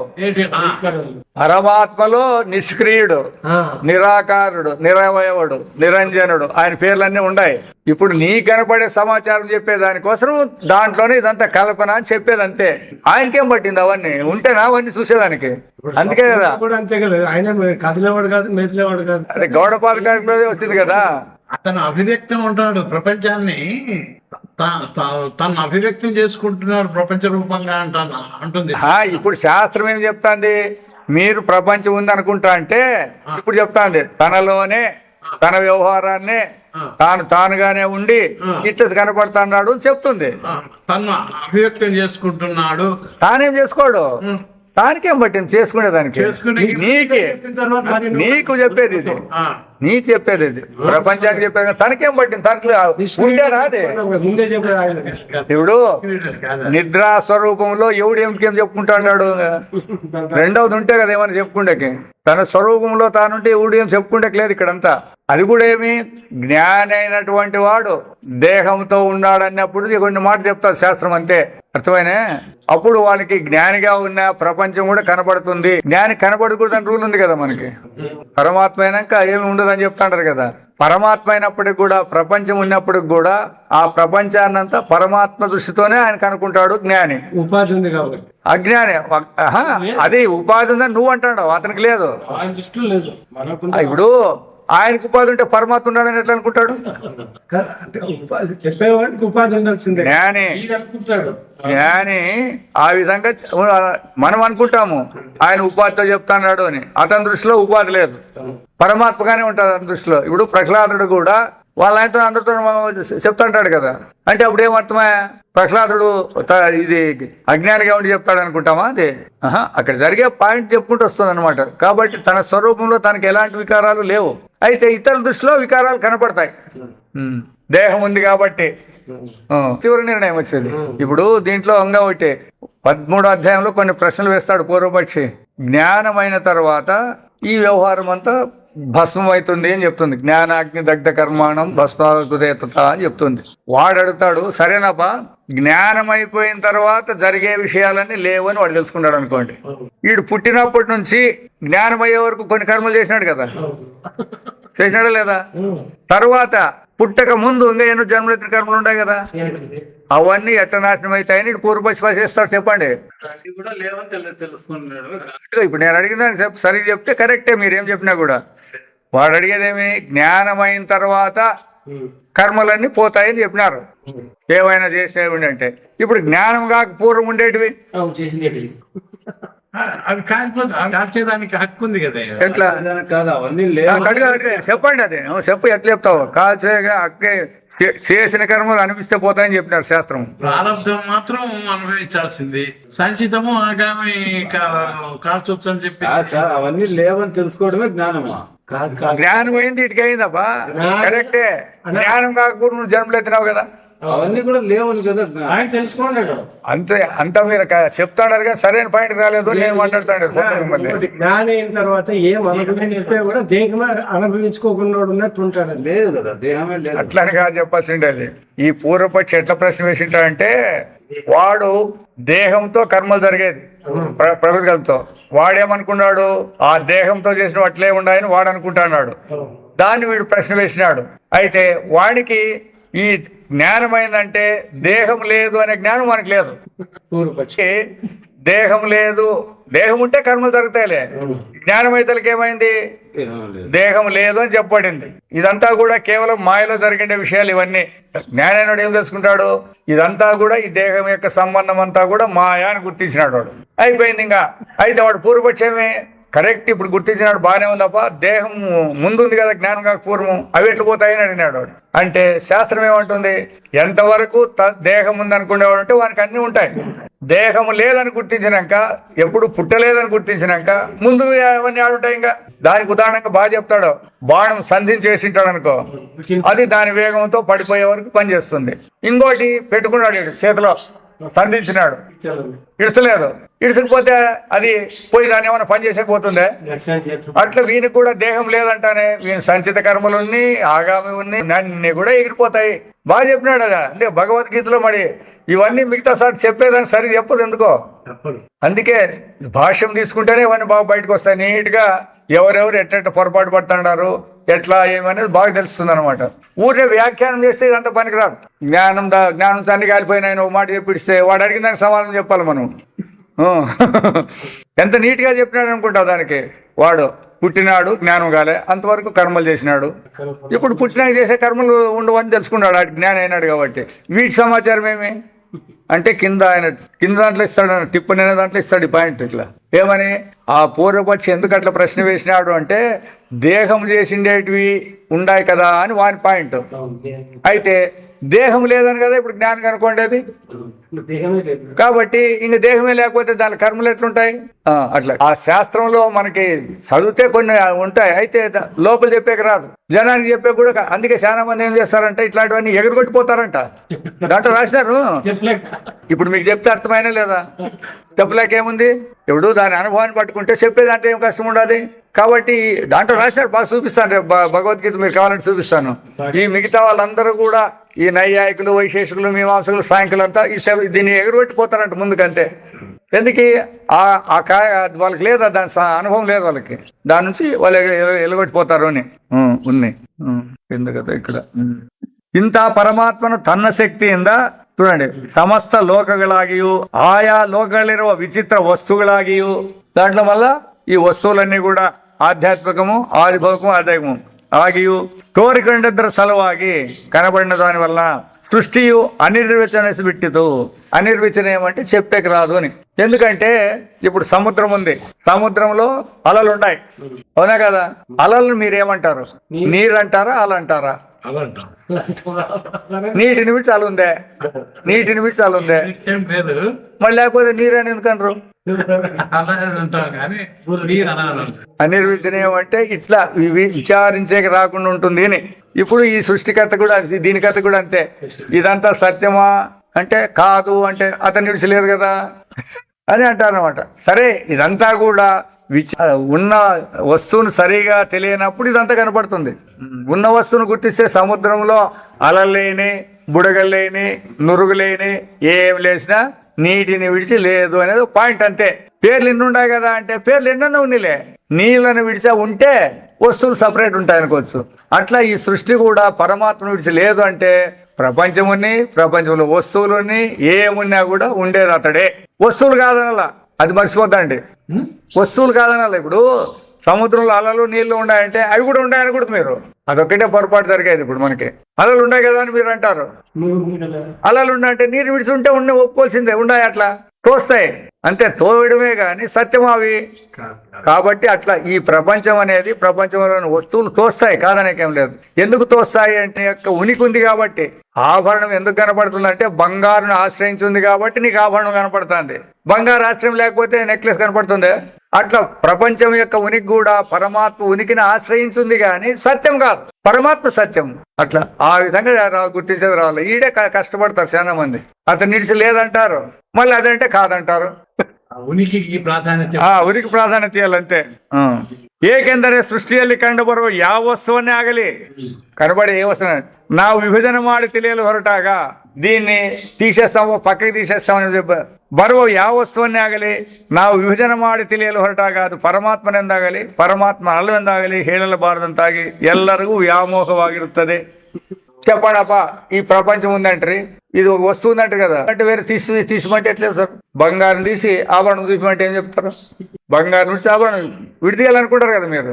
మాకు అధికారం వస్తుంది, ఆకాశం కాదు, విడిదేయండి పరమాత్మ నుంచి. విడిదే సాధ్యమా?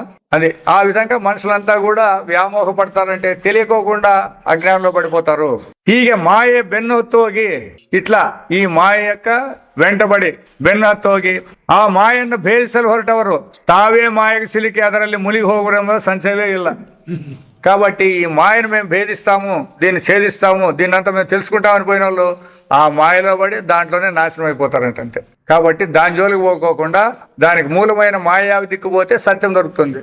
లేదు దాంట్లో ఏం చెప్పుడులాడితే దొరుకుతుంది. ఇది ప్రపంచంలోని వస్తువుల్ని ఎంత వెతుకులాడితే సత్యం దొరుకుతుంది అని లేదు కాబట్టి. అయితే జనం కనిపెడతాడారు కదా అంటున్నారు. ముందు కనిపెట్టిండేదే కష్టం, నేనని కనిపెట్టిండేదే ఎక్కువ. ఇంకా దీంతో అన్ని కనిపెడతాడాల్సిందే. ఇంకా ఈ నేననేవాడిని సరిగ్గా అనుకుంటే మీరు వస్తువులు కనిపెట్టి చూపించాలంటారు. అన్ని కనిపెడతాడారంటారు కదా. ఆ కనిపెట్టేవని నువ్వెవరు అని పోయి అడుగుదాం, ఏమంటాడు వాడు? నేను దేహం అంటాడు. వాడికి ఏం తెలిసినట్ల?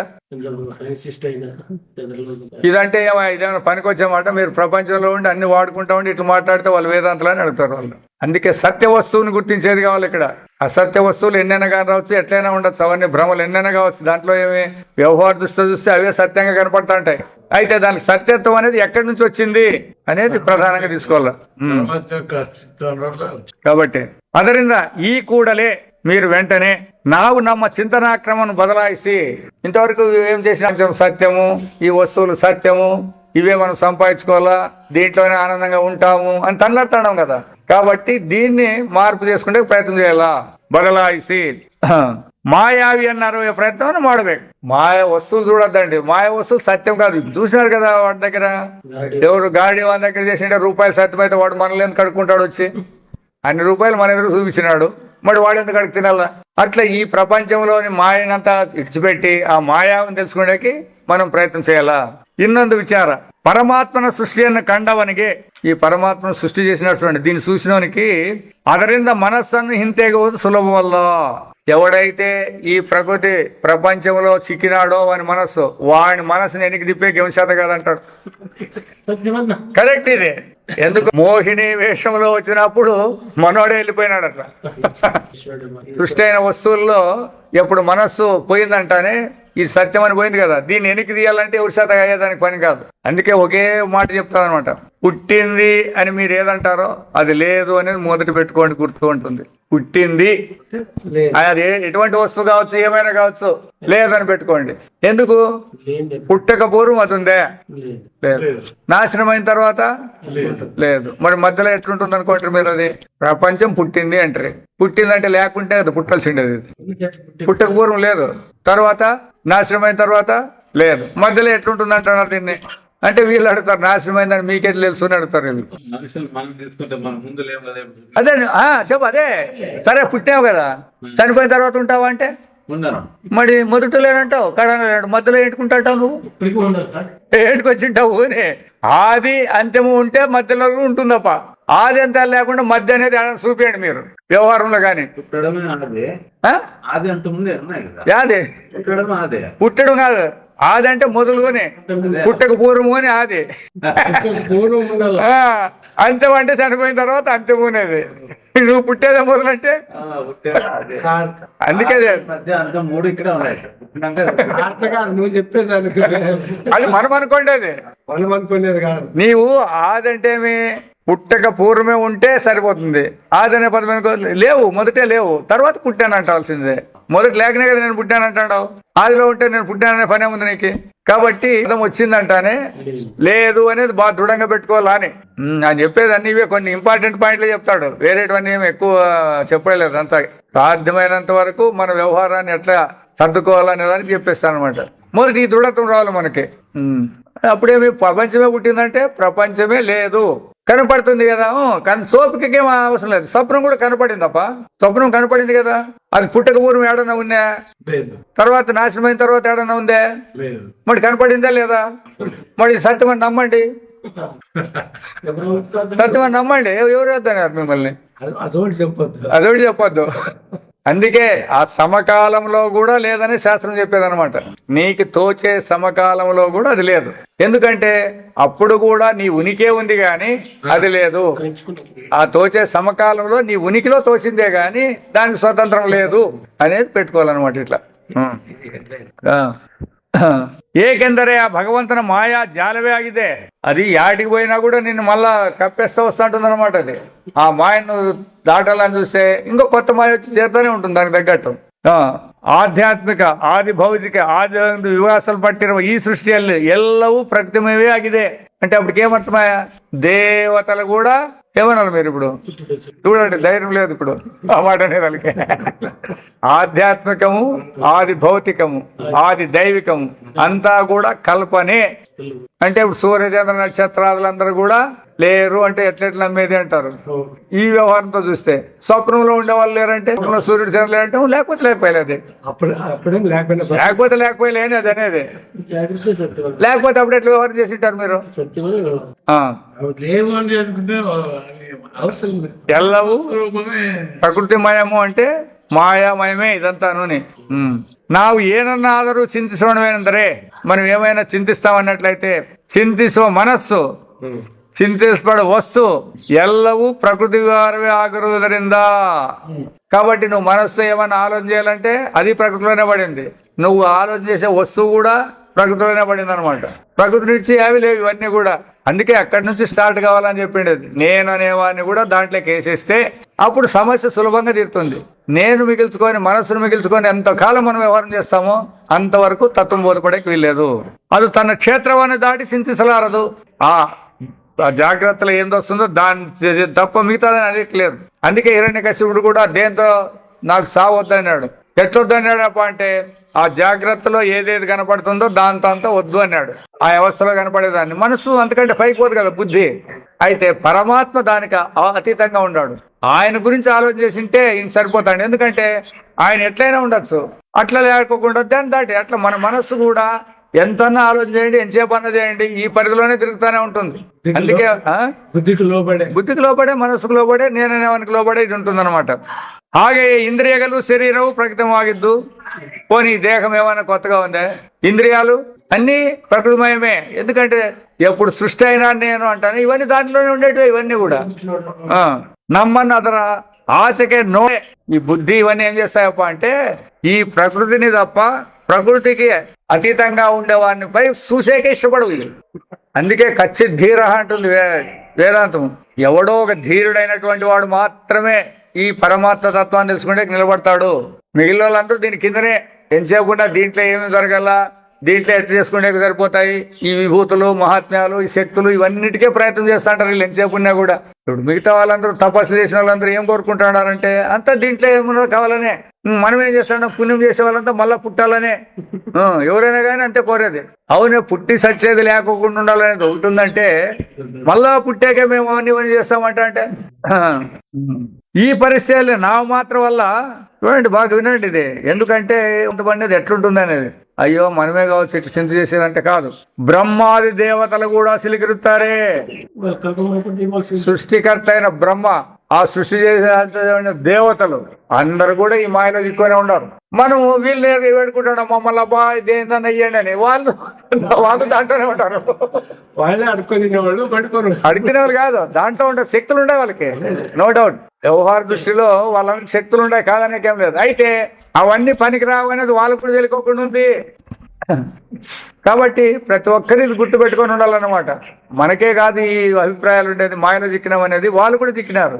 అందుకే కొన్ని గ్రంథాలు చదివితే మనకు బోధపడతారు వీళ్ళు ఏడాది చిక్కినారు అనేదానికి. ఇప్పుడు బ్రహ్మదేవుడు కృష్ణుని కంటే నేను ఎక్కువ అని బాధపడతాడు, చిక్కుపోతాడు. ఇట్లా ప్రతి ఒక్కరు కూడా చిక్కుని పోయిన వాళ్ళే. నేను కూడా ఈ మాయం చేయిస్తాను. ఈశ్వరుడు కూడా ఆయన పరిగెత్తాడు కదా మోహిని వేషం వచ్చినప్పుడు. అందరూ చిక్కే వల్లే ఇల్లేం పెద్ద కాదు. మన దృష్టిలో ఏమైనా పెట్టుకున్నామంటే అందుకే వీళ్ళందరికీ మూలం పరమాత్మ అని పెట్టుకొని దాన్ని ధ్యానం చేసినట్లయితే మనం దీంట్లో నుంచి బయటపడతాము. అది కష్టం అంటారు, ఏం కష్టం కాదు. కష్టం అనేదే లేదు దీంట్లో, లేదు. వేదాంతంలో కష్టం అనేది లేదు, వ్యవహారంలో చాలా కష్టం ఉంది మీకు. ఇప్పుడు మనం వీటి నుంచి బయటకు పోవాలంటే చాలా కష్టంగా ఉండదు. అయితే ఈ దేహం మంది కాదు అని తెలుసుకునేదానికి ఏం కష్టం ఉంది చెప్పండి. నిద్రలో ఇది ఉంది అంటే ఏమంటారు మీరు? నిద్రలో ఈ దేహం ఉంది అంటే ఏమంటారు? ఏం కష్టపడినారు చెప్పండి చూస్తాం. కూర్చోవాలంటే కష్టము, నిలబడాలంటే కష్టము. కాబట్టి వేదాంతం కష్టం కాదు. అయితే ఆ క్రమం ఉండాలా, దాన్ని తెలుసుకోవాలనే శ్రద్ధ జిజ్ఞాస మనలో ఉండాల. ఇది ఉంటే ఏం కష్టం లేదు. ಪ್ರಧಾನವಾದ ವಿಚಾರಣಸಲ್ಲಿ ತತ್ವದ నిలుగడయాగలి, విశ్రాంతి ఆగలు హగలి కన్సేసరి. ఎవడైతే ఈ ప్రకృతిలో చిక్కున్నటువంటి వాడు పరమాత్మ తత్వానికి ఉండాను అంటే పగటి కలే సరే అంతే. తత్వం తెలుసుకునేదాన్ని కాదు. నిలుగడ పొందాలంటే దీనికి అతీతం కావాలా. దీంట్లోనే ఉండి నేను పరమాత్మ తెలుసుకుంటానంటే అయ్యే పని కాదు. కాబట్టి సృష్టి వైచిత్యవంతు మనుషునికి హెచ్చు పీడిసోదే నిజ. మనకంతా కూడా ఈ సృష్టి ఆనందం ఇస్తుందని చాలా మంది భ్రమించినాం. వ్యవహారంలో అందరూ కూడా అనుకుంటారు దీంట్లో ఏమని. అయితే మనకు దీంట్లో దుఃఖమే తప్ప ఆనందం అనేది ఉండదు అని చెప్తాను. అది పీడించేదే ఎక్కువ ఉంది మనకేం అనుభవం లేదా, ఎన్ని అవసరం పడతాం అనేది. అయినా అటువైపు ఏం దృష్టి లేదు ఎవరికి. అవునే దీంట్లో చిక్కోని ఎవరికి దృష్టి లేదు, ఇంకా చిక్కోవాలనే తయారవుతాడు అనమాట. ಹುಚ್ಚು ಹಿಡಿಸುವುದೇ ನಿಜ, ಪಿಚ್ಚು ಪಟ್ಟೇದೇ ನಿಜವು. ಅದು ಅಷ್ಟು ಆಕರ್ಷಕವೂ ಸುಂದರವೂ ವೈವಿಧ್ಯಮಯವೂ ಆಗಿದೆ. ఇంత చిత్రంగా, ఇంత ఆనందంగా, వివిధ రకాలు ఇవన్నీ కూడుకొని ఉంది ఏది ఈ ప్రకృతి మాయ జగత్తు. ಅದರಿಂದ ಇಲ್ಲಿ ಋಷಿಯು ತಿಳಿಸುವುದೇನೆಂದರೆ, ఎవరు ఈ ఋషి? శ్వేతాశ్వర ఋషి అని చెప్పేది ఏమప్ప అంటే, ఈ ಎಲ್ಲಾ మాయా విలాసವು ಯಾವನది ಆಗಿದೆಯೋ, ఇదంతా ఎవని వ్యవహారం అయి ఉందో, ಯಾವ ಒಬ್ಬ పరమాత్మనే ಇದೆಲ್ಲವೂ ಆಗಿರುವನೋ, ఏ భగవంతుడే ఇదంతా అయి ఉన్నాడో ಅವನನ್ನೇ ನಾವು ಗುರ್ತಿಸಿ ಬಲಿಸಾರಬೇಕು. ಅದನ್ನು మనం గుర్తించి వ్యవహారం చేయాలా. అప్పుడు ಅದಕ್ಕೆ ನಮಗೆ మార్గదర్శన ಮಾಡಿಸುವವರು. ఆ విధంగా చేయాలంటే మనకి మార్గం చూపించేవాళ్ళు కావాలి కదా. మార్గదర్శనం ಮಾಡಿಸುವರು శాస్త్రాచార్యులు. ఈ శాస్త్రం తెలిసినటువంటి అనుభవం ఉన్నటువంటి ఆచార్యులే. అందుకే శాస్త్రాచార్యుల ద్వారానే ఆత్మతత్వం బోధపడుతుంది అని చెప్పిండే. వీళ్ళేమి శాస్త్రాచార్యులు అంటే చదువుకున్న వాళ్ళు అందరూ కదా, చెప్పేవాళ్ళు కదా అనుకుంటారు. దాంట్లో అనుభవం అనేది మెయిన్ పాయింట్ ఉందన్నమాట. అది ఉంటేనే సరిపోతుంది. ಅದರಿಂದ ಅವರುಗಳ ಉಪದೇಶಂತೆ ಅಂತರ್ದೃಷ್ಟಿಯನ್ನು ಅಳವಡಿಸಿಕೊಂಡು, బహిర్దృష్టి కాదు అంతర్దృష్టిని అలవర్చుకొని మాయను గెద్దు మాయారహితనನ್ನ కండుకొల్లಬೇಕು. మనం ఇప్పుడు ఎవరినైతే మాయావి అంటాడమో అతడు మాయారహితుడు అనాల. ఇప్పుడు ఇదంతా భగవంతుని మాయ అంటాం చూడండి. భగవంతునికి మాయ అనేది లేదు అని కనుక్కునేది ముఖ్యమైన పాయింట్ అనమాట. ಈಗ ಜ್ಞಾನಿಗಳು ఇదే మాయన్ని అవలంబిసి, వాళ్ళేమి ఈ జ్ఞానులు దాన్ని ఇడిచిపెట్టక అవలంబిసి తమ అంతరాత్మనాథ భగవంతుని మరియదే. వ్యవహారంలో అంతా ఉండారు. అయితే వాళ్ళ స్వరూపం ఏమనేది వాళ్ళు మర్చిపోకోకుండా జగత్సిదంబరం నోడోనా ఈ జగత్తులో వాళ్ళు ఎట్లా వ్యవహారం చేస్తారు జ్ఞానులు అయిన వాళ్ళు. నిజವಾಗಿ జ్ఞానిಗಳಿಗೆ ಎಲ್ಲೆಲ್ಲಿಯೂ భగవత్తత్వవే అనుభవగోచరವಾಗುತ್ತದೆ. వాళ్ళకి ఏదన్నా కనపడి జ్ఞాన స్వరూపమే కనపడుతుంది అంతే. స్తంభం కనపడుతుంది. అయితే జ్ఞానాన్ని విడిచి స్తంభం ఉందే. మనుషులు కనపడుతున్నారు, జ్ఞానాన్ని విడిచి మనుషులు ఉండారా? వస్తువులు కనపడుతున్నాయి, జ్ఞానాన్ని విడిచి వస్తువులు ఉన్నాయా? ఎందుకు ఈ మూలాన్ని పట్టుకుంటారు వాళ్ళు. మనం వస్తువులు పట్టుకుంటాం, వస్తువుల నుంచి జ్ఞానం అవుతుంది అంటాం మనం. వాళ్ళు అట్లా అనుకోలేదు. జ్ఞానం ద్వారా అవి ఉన్నాయి అన్నప్పుడు జ్ఞానమే సత్యము, వాటి ఉనికి లేకపోతే అవి లేవు అని కనుక్కుంటారు. కాబట్టి అంతా పరమాత్మని చూసుకుంటుంటారు వాళ్ళు. ಆದರೆ ಅವರು ತಮ್ಮ ಜೀವಿತ ಕಾಲದಲ್ಲಿ ಬೇರೊಬ್ಬರೊಡನೆ ವ್ಯವಹರಿಸುವಾಗ చూడండి, ఇతరులతో వాళ్ళు జ్ఞానులు వ్యవహారం చేసేటప్పుడు ఇదే మాయా జగత్తన్ನೇ, ఈ మాయా జగత్తనే ఆ మహిమయాగి కండుಕೊಳ್ಳುತ್ತಾ ఆనందితలే సాగుతారే. తిట్టినారని కూడా ఎవడన్నాడు, తిట్టినా కూడా వాళ్ళు అనుకుంటారు అనమాట ఇదంతా వీడు మాయలో పడినాడు అంటారు. ఇంకా కొట్టినాడు అనుకోండి వీడు మాయలో పడినాడు అంటారు, పోయినారు మాయలో పడినాడు అనుకుంటారు. వాళ్ళు మాత్రం దీన్నే విడిచిపెట్టి పోయలేదు, వాళ్ళు దాంట్లోనే ఉండారు. అయితే వాళ్ళు చేసే వ్యవహారాలన్నీ దాన్ని ఎట్లా తీసుకోవాలంటే మన చిన్న పిల్లలు ఉంటారు చూడండి 4-5 ఏళ్ళలో, నువ్వు పనికి రానోడు అన్ని నోటికొచ్చినట్లు తిట్టినా కూడా మావాడు బాగా తిడతాడప్ప అంటారు లేదా మీరు పిల్లల్ని? ఏమన్నా చెప్పని వాళ్ళని దూషిస్తారా? ఎందుకే? అన్ని పిల్లోడు తెలియలేనాడు అట్లా మనల్ని తెలియలేని వాళ్ళకి వేసుకుంటారు వాళ్ళు. మనతో పాటు వ్యవహారాలు చేసినా, తిట్టినా కొట్టినా, ఏం పూజించినా, ఏం చేసినా కూడా వ్యవహారం సాగిస్తారు. అవరికి మాయయు మహిమయాగి ఈ మాయ అనేదంతా భగవంతుని శక్తి అనుకుంటారు వాళ్ళు మాయ అనుకోలేదు దాన్ని. ఇది భగవంతుని యొక్క శక్తి అని ಪರಿವರ್ತನೆ అయిన వలన ಆ ವೈಚಿತ್ರ್ಯಗಳನ್ನೆಲ್ಲ ಭಗವಂತನ ನೆನಪನ್ನು ತಂದುಕೊಳ್ಳುವುದಕ್ಕೆ ಸಾಧನವಾಗಿ ఏదైతే కనబడిందంటే ఆహా భగవంతుని శక్తి ఎట్లుందప్ప ఈ విచిత్రము అని వాళ్ళు భగవంతుని దిక్కు తీసుకుంటారనమాట. వాళ్ళు వస్తువుకు ఆ వస్తువుకు లేరు, ఆ వస్తువు తయారు చేసిన జ్ఞప్తికి చేసుకుంటూ సాధనವಾಗಿ ಬಳಸುತ್ತಾರೆ అంటే ఉపయోగించుకుంటారు.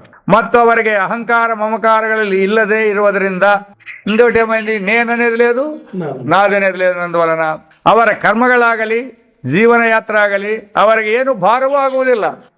ఎంతన్నా కష్టం రాని ఎన్నెన్న నష్టాలు రాని అయ్యో మాకు ఇట్లా నీళ్ళు లేకపోయినా భోజనం లేకపోయినా అనే భారం కూడా లేదు. ఎందుకంటే నేననేది లేదు వాళ్ళ దగ్గర. ఇప్పుడు కూడా వ్యవహారంలో నేననేది తీసేయండి, వ్యవహారం చేయండి, చూస్తాం ఏమవుతుందో. నేననేది తీసేయండి మొదలు చూడండి ఎట్లా ఉంటుందో. ఊహించుకోండి ఒకసారి కూర్చొని, చేసేదొద్దు. నేననే పదం తీసేసుకొని ఏమన్నా జరిగితే ఏమేమవుతుందో చెప్పండి చూస్తాం. వ్యవహారం చేస్తే ఎందుకు చేయకూడదు?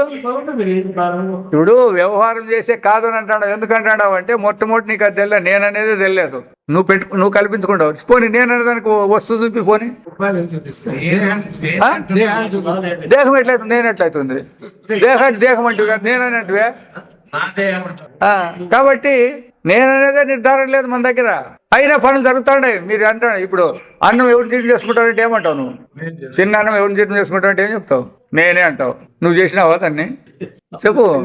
తాండంటావు, నువ్వు పిలుస్తాడావా? ఉచ్ఛ్వాస నిశ్వాసాలు అవే జరుగుతాయి. నువ్వు నిద్రపోయినప్పుడు నేనే లేవప్ప ఎట్లా జరుగుతాయంటే. అందుకే వ్యవహారంలో కూడా నేననేది ఏం లేదు, కల్పించుకున్నాం మనం. కర్తృత్వ భోక్తృత్వాలను కల్పించుకున్నాం అంటుంది శాస్త్రము. నేననే వాళ్ళు లేకుండా పని ఏం జరుగుతూనే ఉంటుంది. అది అయితే అతని ద్వారా జరుగుతా ఉంది ఇదంతా. నేననేసుకున్నావు కాబట్టి నీకు దీంట్లో ఉండేటువంటి కర్తృత్వ భోక్తృత్వాలు లేని చేసుకున్నావు కాబట్టి పాప పుణ్యాలు అనిపించేకి నువ్వు జన్మలెత్తాలా అంటుంది అంతే. ఇదంతా భగవంతుడే చేయిస్తాడు, భగవంతుని విలాసమే ఇదంతా అనే భావంతో నువ్వు చేసినావంటే నీకు పాపము లేదు, పుణ్యము లేదు, తద్వారా జన్మ కూడా లేదు. ఇదే చెప్పేది అంతే. ఇంకా కర్తృత్వ భోక్తృత్వాలు తీసే నీకు దుఃఖం వచ్చేదానికి కారణం ఏమి? దుఃఖం ఎందుకు వస్తుంది మనకి? నేను అనుకున్నాను, నీవు అనుకుని జరుగుతుందని ఎవడు చెప్పినాడు? నేను అనుకుని జరగాల నువ్వు అంటాడు. ఎవరు చెప్పినారు నీకు నువ్వు అనుకుని జరుగుతుంది అని? మొదట చెప్పు. నీవు నిర్ధారణ చేసుకుంటావు అంతే, అనుకుంటావు అంతే. కాలేదు మరి వేసేది ఎందుకు? అవుతుందని గ్యారెంటీ ఉండి కాకపోతే ఒప్పుకోవాల్సిందే. గ్యారెంటీ లేదు కదా, అనుకున్నావు నువ్వు అంతే. అదే అంతే దానికే చెప్పేది అనమాట. శాస్త్రం అంతా కూడా ఇట్లా విచారం చేయండి, అనుకోండి, తప్పేం లేదు. అయితే అనుకున్నది కాలేదని ఎందుకంటావు నీ? మళ్ళీ అనుకున్నానంటే పెద్ద కష్టం లేదు. అనుకున్నది కాలేదన్నప్పుడే కదా దుఃఖమవుతాండి. అది నువ్వు ఎంతసేపు పూర్తి అనుకుంటే ఏమన్నా నీకు నష్టాలు ఉన్నాయా? ఏం లేవు. అవి అనుకున్నప్పుడు కాకున్నప్పుడు దుఃఖాలు. మరి ఇప్పుడు దేనివల్ల జరిగింది? ఇప్పుడు నాకు దుఃఖం వచ్చింది, నాకు సుఖం వచ్చింది అని అంటారు. కరెక్టే. ఆ దుఃఖం అనేది ఎందుకు వచ్చింది, సుఖం అనేది ఎందుకు వచ్చింది? నువ్వు చేసిన కర్మ నుంచి వచ్చిందే, వేరే వచ్చిందే? కర్మే కదా. మరి ఇప్పుడు దుఃఖానికి కారణం కర్మనా లేకపోతే వేరే వల్ల? అయితే మనమంతా వేరే వాళ్ళ మీదనే నూకుతాం. కర్మ చేసిండే అది మనము, వేరే వాళ్ళ మీద నూకేపోతాడు. వాడు నాకు అడ్డం వచ్చా, వాడు ఇట్లు చేసే ఇటు ఇట్లు చేసే వాళ్ళ మీద నూకేది. అవునబ్బా, కనపడిలే నీకోసం నువ్వు కూడా దాంట్లో ఇన్వాల్వ్ అయినావు లేదా? నేను చెప్పిన మాట వినాలా నువ్వు అయిపోయినాయి. ఉదాహరణకి వినలే, ఇప్పుడు ఏమైంది? నీకు కోపం వచ్చింది. ఎందుకంటే వాడు నా మాట వినలేదు కదా అంటాడు. వినాలా? నీకేం రూల్ ఏముంది? అదే ఏముంది? ఇట్లా ఆలోచన చేస్తే మనకేమేమి సమస్యలు లేవు. మనం చేసే దాని నుంచే మనకన్నీ ఆ వ్యతిరేకాలు కనపడినప్పుడల్లా దుఃఖాలు వస్తాయి. వ్యతిరేకం కాకుండా పని జరిగితే ఆనందం అబ్బా అని చెప్తారు. ఇంతే చూడు, రెండే పదాలు ఇవి లేవు. వాళ్ళు కాదు, వ్యవహారం పర్వాలేదు అంటాం అంతే. కాబట్టి ఈ సుఖ దుఃఖాలు రెండు కూడా నీ అంతఃకరణ కల్పనలే గాని లేవు, కర్మలోనూ లేవు, యాడలేవు. అవి ఉంటే తీసేసే ఉంచేత కాదు దానిలో మళ్ళీ ఏదైతే ఒక పని కాలేదో మళ్ళీ ఆ పని అయిందంటేనే అయిందంటావు కదా నువ్వు ఇప్పుడు. మరి అది ఆ గ్యారంటీ ఎక్కడుంది దాంట్లో, అది ఆలోచన రావాలి ప్రజలు. అందుకే కర్తృత్వ భోక్తృత్వాలను మీరు తీసేసుకోండి. అర్జునుడు కూడా అదే కదానండి, అర్జునుడు భగవంతుడు నేను చంపుతాను అన్నాడు. ఎవరు చెప్పినాడు నువ్వు చంపుతావని? లాస్ట్ చూపించు కదా, నువ్వు కాదా చంపేది అని చూపించు కదా కురుక్షేత్ర యుద్ధుడు. అట్లా దాన్ని చూసి మనకు అది గ్రహించాలి. అన్ని ఆయన ద్వారానే జరుగుతాడు. ఎంతవరకు తన మాయాశక్తిలోనే ఇవన్నీ ఆయన చేస్తాడని అర్థండి. మళ్ళీ చాలా మంది ఇట్లా పోతాడారు, ఆయనే కొట్టించి ఆయన తిట్టించేది మళ్ళీ ఆయన కొట్టిస్తే ఎట్లా అంటారు. ఇది పాత ఆయన తిట్టించినాడు, ఎందుకు తిట్టాలి ఎందుకు కొట్టాలి అంటారు వీళ్ళు. మొదట అన్నావు ఆయనే తిట్టించినాడు అన్నాడు, మళ్ళీ కొట్టించిండేది ఎవరిని? ఆయనే కొట్టుకొచ్చుకుంటాడు. నేననేది మధ్యలో నువ్వెందుకు దూరుతాడు? అందుకే ఈ నేననేదే మనకు చాలా చేస్తుంది. ఈ నేను అనే వాళ్ళు చేసేటువంటి కర్మలు ఉన్నాయి చూడండి, ఇవి జరుగుతాయని క్వశ్చన్ లేదు. మనిషి చేయాలనుకుంటాడు, చేయని అంటాడు, శాస్త్రమే వద్దందు. మీరు చేసే పనిని విడిచిపెట్టద్దండి, కర్మను అనివార్యంగా చేయండి. అయితే పలాసిని విడిచిపెట్టమన్నాడు చూడు, దాని అర్థం అదే. నీ పెట్టుకుంటావు నాకింత నేను అనుకుంటే కావాలా అని, ఎవరు చెప్పినాడు నీకు? అది తీసేసేయాలన్నమాట. అందుకోసమే కర్మకు నిమిత్తంగా చేసుకుంటూ పో అంతే. భవ్య సౌదాసి నువ్వు యుద్ధం చేయి, ఓడతానా గెలుస్తానది నీ పని కాదు, అది నా పని అని భగవంతుడు చెప్పినాడు. అయితే మనకి ఎన్ని విన్నా కూడా దృష్టి లేదు అక్కడ దిక్కు. పరమాత్మ తత్వాన్ని తెలుసుకోవాలనే అప్లై చేసుకోవచ్చు మనం. మనకు వ్యవహారమే బిర్రగా పట్టుకుంది, దీన్నే సాధించాలా, ఏమనుకుంటారో ఎవడేమనుకుంటాడో దీన్నే పట్టుకొని ఎగిలాడతాడు మనం. దాని నుంచి సాధ్యం కాకుండా అనమాట.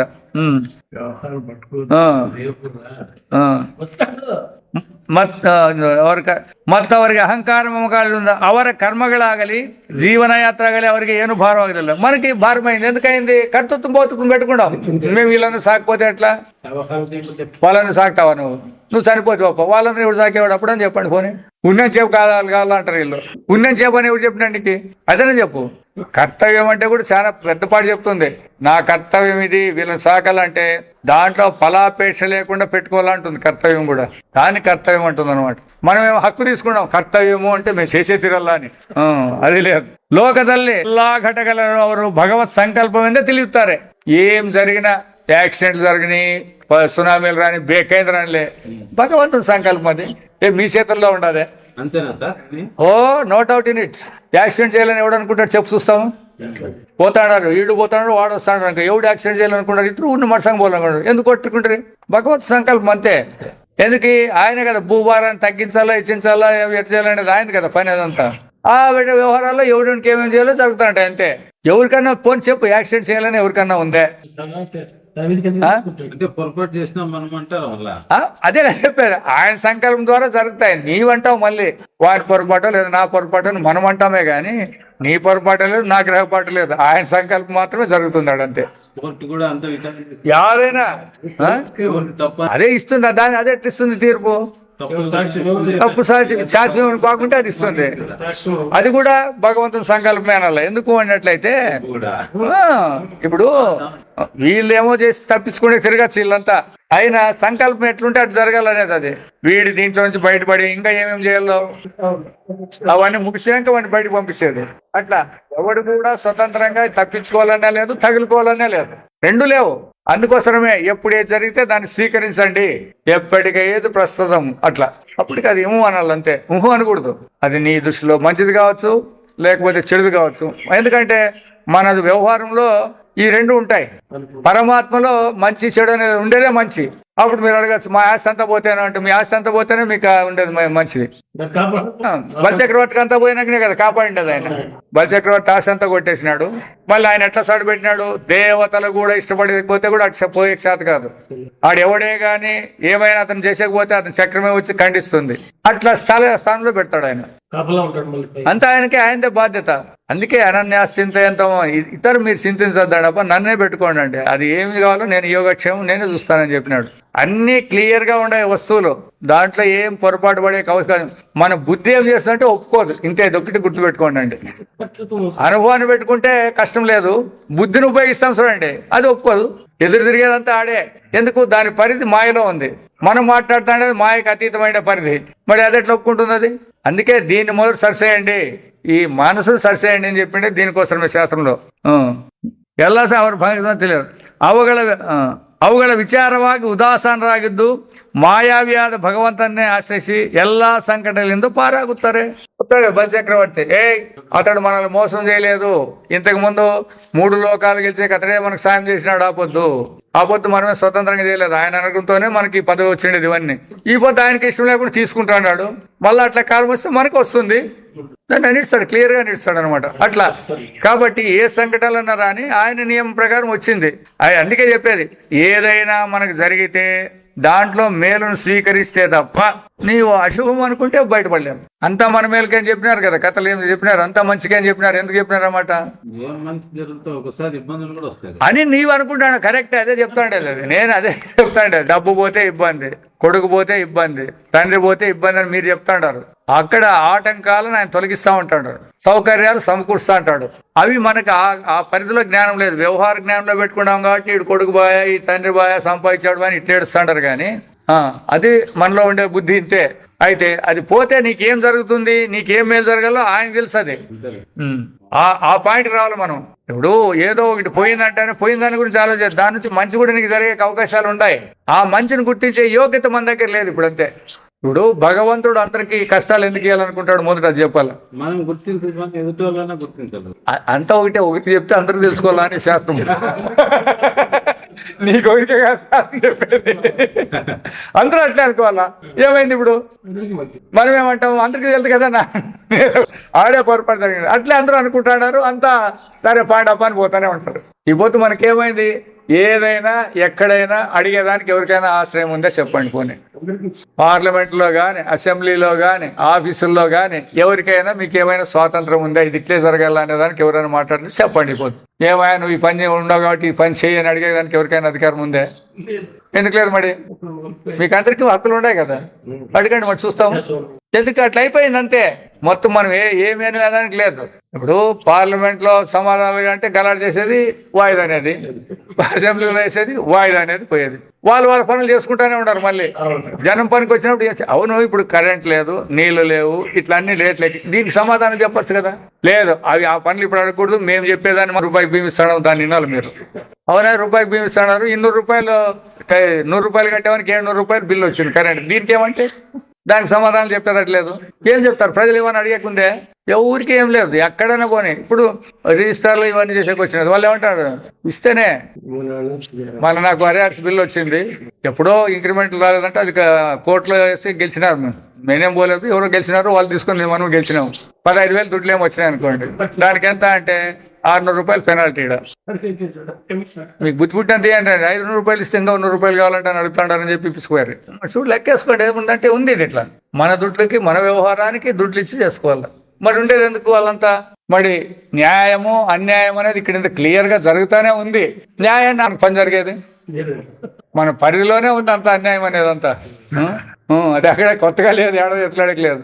కాబట్టి అటువంటి దాన్ని ఎందుకు ఈ మాయలో చిక్కుని ఇంత పని చేసుకుంటారు. ఇది శాశ్వతం అనుకుంటారు. ఇది ఎప్పుడో ఆ నీటి మీద బుగ్గున్నట్టు టప్ అని ఎప్పుడు పోతుందో ఏం కథ. అయినా ఇదే సత్యం అని నమ్మినారు కదా. తర్వాత మళ్ళీ దీని ప్రభావం ఎన్ని జన్మలు, ఎటువంటి జన్మలు ఎత్తాలనే జ్ఞానం కొంచెమన్నా వద్దా మానవులై పుట్టినాక? దాంట్లో చెప్తాడు ఆయన, ఎవరు కన్నన్ గారు రామదాస్, మనుషులు అనేదానికంటే పశువులు అనేది చాలా మేలు అంటాడు ఆయన ఒకటే మాట. ఎందుకు మీకు ఈ విచారం లేదు? ఆ పశువులు ఎట్లయితే గడ్డి ఇస్తే దగ్గరికి వస్తాయి, కట్టి తీసుకుంటే పోతాయి. మీరు కూడా ఏదైనా ఒక వ్యవహారం ఇచ్చకపోతే గమ్మంటారు. వాడు ఏమైనా కట్టి తీసుకుంటే పరిగెత్తారా లేదా? మీకు వివేకం ఉందనే దానికి ఏమర్థము? వివేకం ఉందానికి ఏం చేసినారు? పశుపక్షాదుల కంటే మీరు ఎక్కువ. కొన్నాళ్ళు తిన్నారు, బతికినారు, సచ్చినారు. అవి పుట్టినాయి, కొన్నాళ్ళు అవి సంతానమైనాయి, సచ్చినాయి. మీకు దానికి ఏం పేరు చెప్పండి. ఇగో ఇట్లా ఏమైనా మీరు విచారం చేసి పరమాత్మత్వం వైపు తిరిగినారు అంటే మీ వివేకానికి ప్రథమం మానవ జన్మకు ధన్యమవుతుంది. మరి ఎంతమంది ఉన్నారు అట్లా చెప్పండి?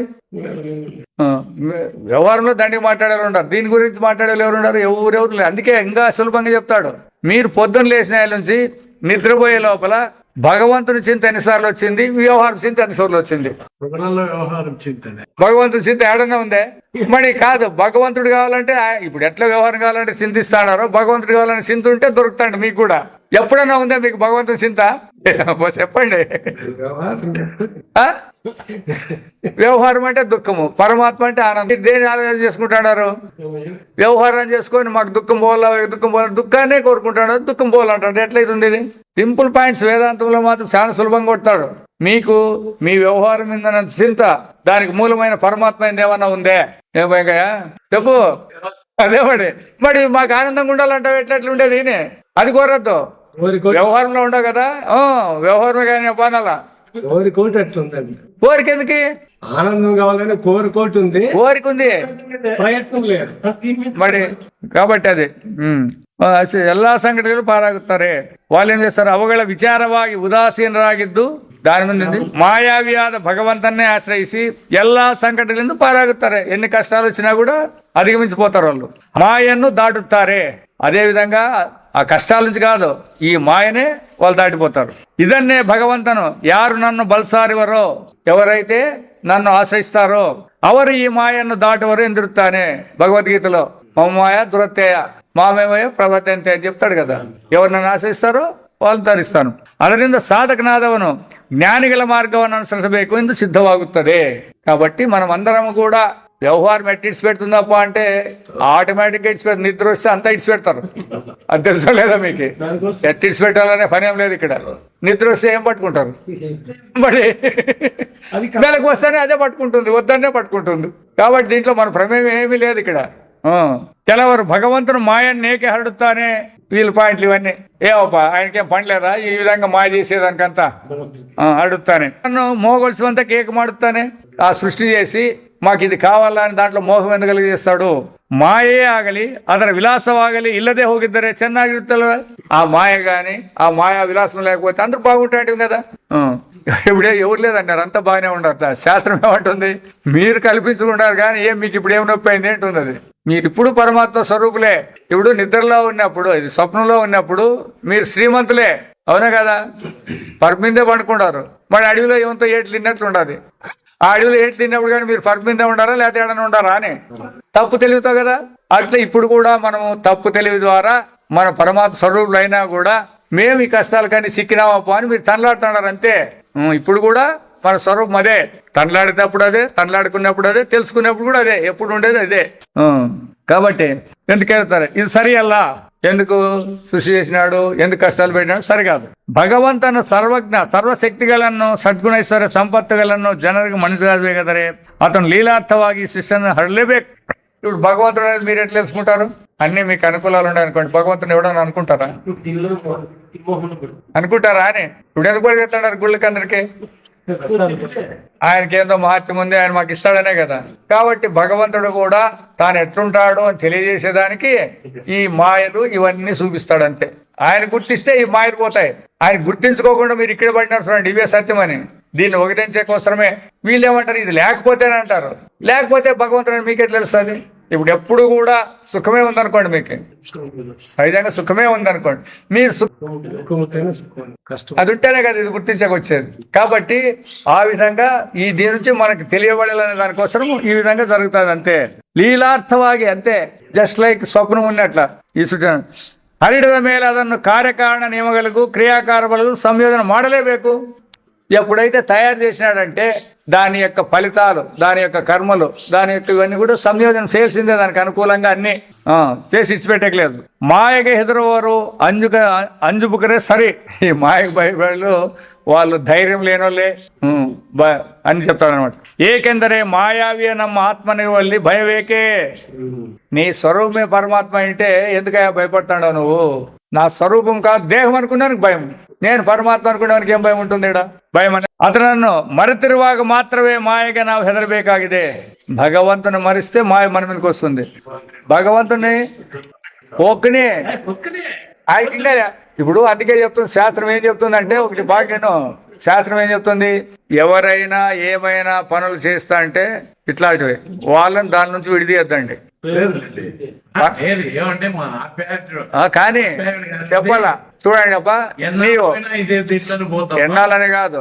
ఇప్పుడు నీవు ఈ స్వామి మొక్కుతాడవు కదా, ఈ స్వామిని సేవిస్తాడవు కదా, పరమాత్మ నుంచి ఈయనకు ఆ శక్తి రావాలా. కాబట్టి పరమాత్మని నువ్వు ఆ పని చేస్తే అది కూడా నీకు దొరుకుతుంది అని చెప్పాలా, ఇడిచిపెట్టి చేయకూడదు. అందుకే శాస్త్రం ఏం చెప్తుందంటే ఎవరైనా అట్లా వ్యవహారంలో తిరిగే వాళ్ళని మీరు పరమాత్మ స్వరూపులని చెప్పొద్దు అంటుంది. ఎందుకంటే వాడికి పరలదు. ఇదంతా మాయ అంటే దాన్ని ఇడిచిపెట్టి మాయలు ఎట్లా చేస్తే ఏం చేస్తాడు, రెండిటికి చేసినాడు అవుతాడు ఉంటుంది. అది బాగా భగవద్గీత అంటుంది. భగవద్గీతలో ఈ మాట చెప్తుంది అనమాట. ఎవరే గాని అట్లా చేసే వాళ్ళని మీరు మార్చాలి. ఎట్లా మార్చాలంటే ఈ విధంగా అన్నయ్య వాక్యాలతోనే మార్చాలి మనం వాళ్ళని. ఇప్పుడు పిల్లవాళ్ళని కూడా మనము దాన్ని ముట్టుకోవద్దు అనకూడదు. అగ్గిని ముట్టుకుంటా అంటే ముట్టుకోవద్దు అనకూడదు, నెగిటివ్లో చెప్పకూడదు అంట. వాడికి చెప్పాలంట ఈ అగ్గిని ముట్టుకుంటే మనకు గాయాలవుతాయి, గాయాలైతే బాధ అవుతుంది అని ఇట్లా చెప్పాలంట. అంతేగాని ముట్టుకోవద్దు అంటే వాడు చూస్తాం తట్టుగా ఏమవుతుంది అంటాడు వాడు. అర్థమైనా లేదా? యాదన్నా కానీ చెప్పండి మీరు ఆ పని చేయొద్దంటే చేసే మన మనస్సు అటువంటిది. అది అట్లా కాకోకుండా చూడబ్బా దాన్ని కావాలంటాడు కదా, దాన్ని కావాలనుకుంటే ఇక ఇన్ని అవలక్షణాలు ఉన్నాయి దాంట్లో అని చెప్తే అప్పుడు ఓహో యాలుండి లేనంటుంది. అది అట్లా నెగిటివ్ గా పిల్లల్ని ఇంట్లో చాలా మంది ఇట్లా భయపెట్టిస్తారు. అది చేయొద్దని కాదు, అసత్యము చెప్పితే చూడప్ప దాని నుంచి ఇవన్నీ పనులు ఉంటాయి, సుళ్ళు చెప్పితే ఇవన్నీ ఉంటాయి అని చెప్పేసారు అంతే. అప్పుడు వాడు ఓహో ఇది తప్ప సత్యమే చెప్పాలనుకుని వాడు అనుకుంటాడు. నువ్వు సుళ్ళు చెప్పొద్దంటే చెప్తే ఏమైతుంది చూస్తాను తట్టుకుంటాడు. సత్యం చెప్పు అంటే దానికేం చూసుకోడు, సుళ్ళు చెప్పొద్దంటేనే ఎదురు తిరిగి కాబట్టి భయమే. అతనನ್ನು మరితిరుగు మాత్రమే మాయగా ನಾವು ಹೆದರಬೇಕಾಗಿದೆ. ఇప్పుడు మనకి మెలకు వచ్చింది, ఏం చేస్తాడో భగవంతుడు కనరాలే మనకి. అన్ని విషయాలు భయమే. నిద్రలే భయం లేదు కదా, ఎందుకే? అది మనమై ఉండం అప్పుడు. ಅದರಿಂದ ಹೇಗೆ ಮನೆ ಕಟ್ಟುವವರು తిగినే సొళ్ళగలిగే ಹೆದರುವುದಿಲ್ಲವೋ, వాడు ఇండ్లు కట్టేవానికి నానా రకాల కష్టాలు ఉంటాయి, అయినా వాడు ఎట్లుంటాడో ಹಾಗೆ భగవంತಲ್ಲಿ తమ్మನ್ನು ಯೋಗದಿಂದ సంబంధించుಕೊಂಡಿರುವರು. యోగದಿಂದ అంటే అంతే, పరమాత్మ నాకంటే వేరు కాదు అంతే. యోగం అంటే కొత్తదేం కాదు. ఆత్మ నేను వేరే అనుకుంటాను, పరమాత్మ నేను వేరు కాదనే దాని వలన ಯಾರು ಮಾಯೆಗೆ ಮರಳಾಗುವುದಿಲ್ಲ, ఎవరు కూడా మాయకోశలు గారు. ಇನ್ನೂ ఆనందದಿಂದ భగవంతನ మాయా విలాసವನ್ನು ನೋಡುತ್ತಾ ఆనందిಸುವರು. ఎట్లా పిల్లలు చేసే చిన్న చిన్న పనులు అవన్నీ చేస్తా అంటే ఎంత సంతోషపడతాడు. అట్లా ఈ విలాసం అంతా చూసినట్లయితే ఇదంతా భగవంతుని మాయా విలాసం అని ఇంకా ఆనందంగా ఉంటారే కానీ అయ్యో అనే మాత్రం రాదు. ಹೀಗೆ ನಾವು ಪರಮೇಶ್ವರನ ಶಕ್ತಿಯನ್ನು ಅರ್ತು ಅವನ ಸ್ವರೂಪ ಜ್ಞಾನ ಸಂಪನ್ನರಾಗಿ కృతార్థరాగಬೇಕಿದೆ. కాబట్టి ఈ విధంగా విచారపూర్వకంగా పరమార్థత్వాన్ని తెలుసుకొని మనమందరము మన స్వరూపమే అది. వేదాంతం అంటే ఎవరి గురించి చెప్పేది కాదు, ఆత్మని గురించి చెప్పేది కాదు, బ్రహ్మని గురించి మన సమాచారాన్ని చెప్తుంది ఇది. కాబట్టి ఆ మన సమాచారం ఇటువంటిదే, మన స్వరూపం ఇటువంటిదే అని ఆ శాస్త్రాచార్యుల ద్వారా మనం విని ధన్యులుగా అయితే మనం కూడా దాన్ని పొందొచ్చు అని చెప్తుంది అనమాట. ఓం అసతో మా సద్గమయ తమజ్యోతిర్గమయ మృత్యోర్మా అమృతంగమయ. ఓం సహనావతు సహనౌ భునక్తు సహ వీర్యం కరవావహై తేజస్వినావధీతమస్తు మా విద్విషావహై. ఓం పూర్ణమదః పూర్ణమిదం పూర్ణాత్ పూర్ణముదచ్యతే పూర్ణస్య పూర్ణమాదాయ పూర్ణమేవావశిష్యతే. ఓం శాంతి శాంతి శాంతి.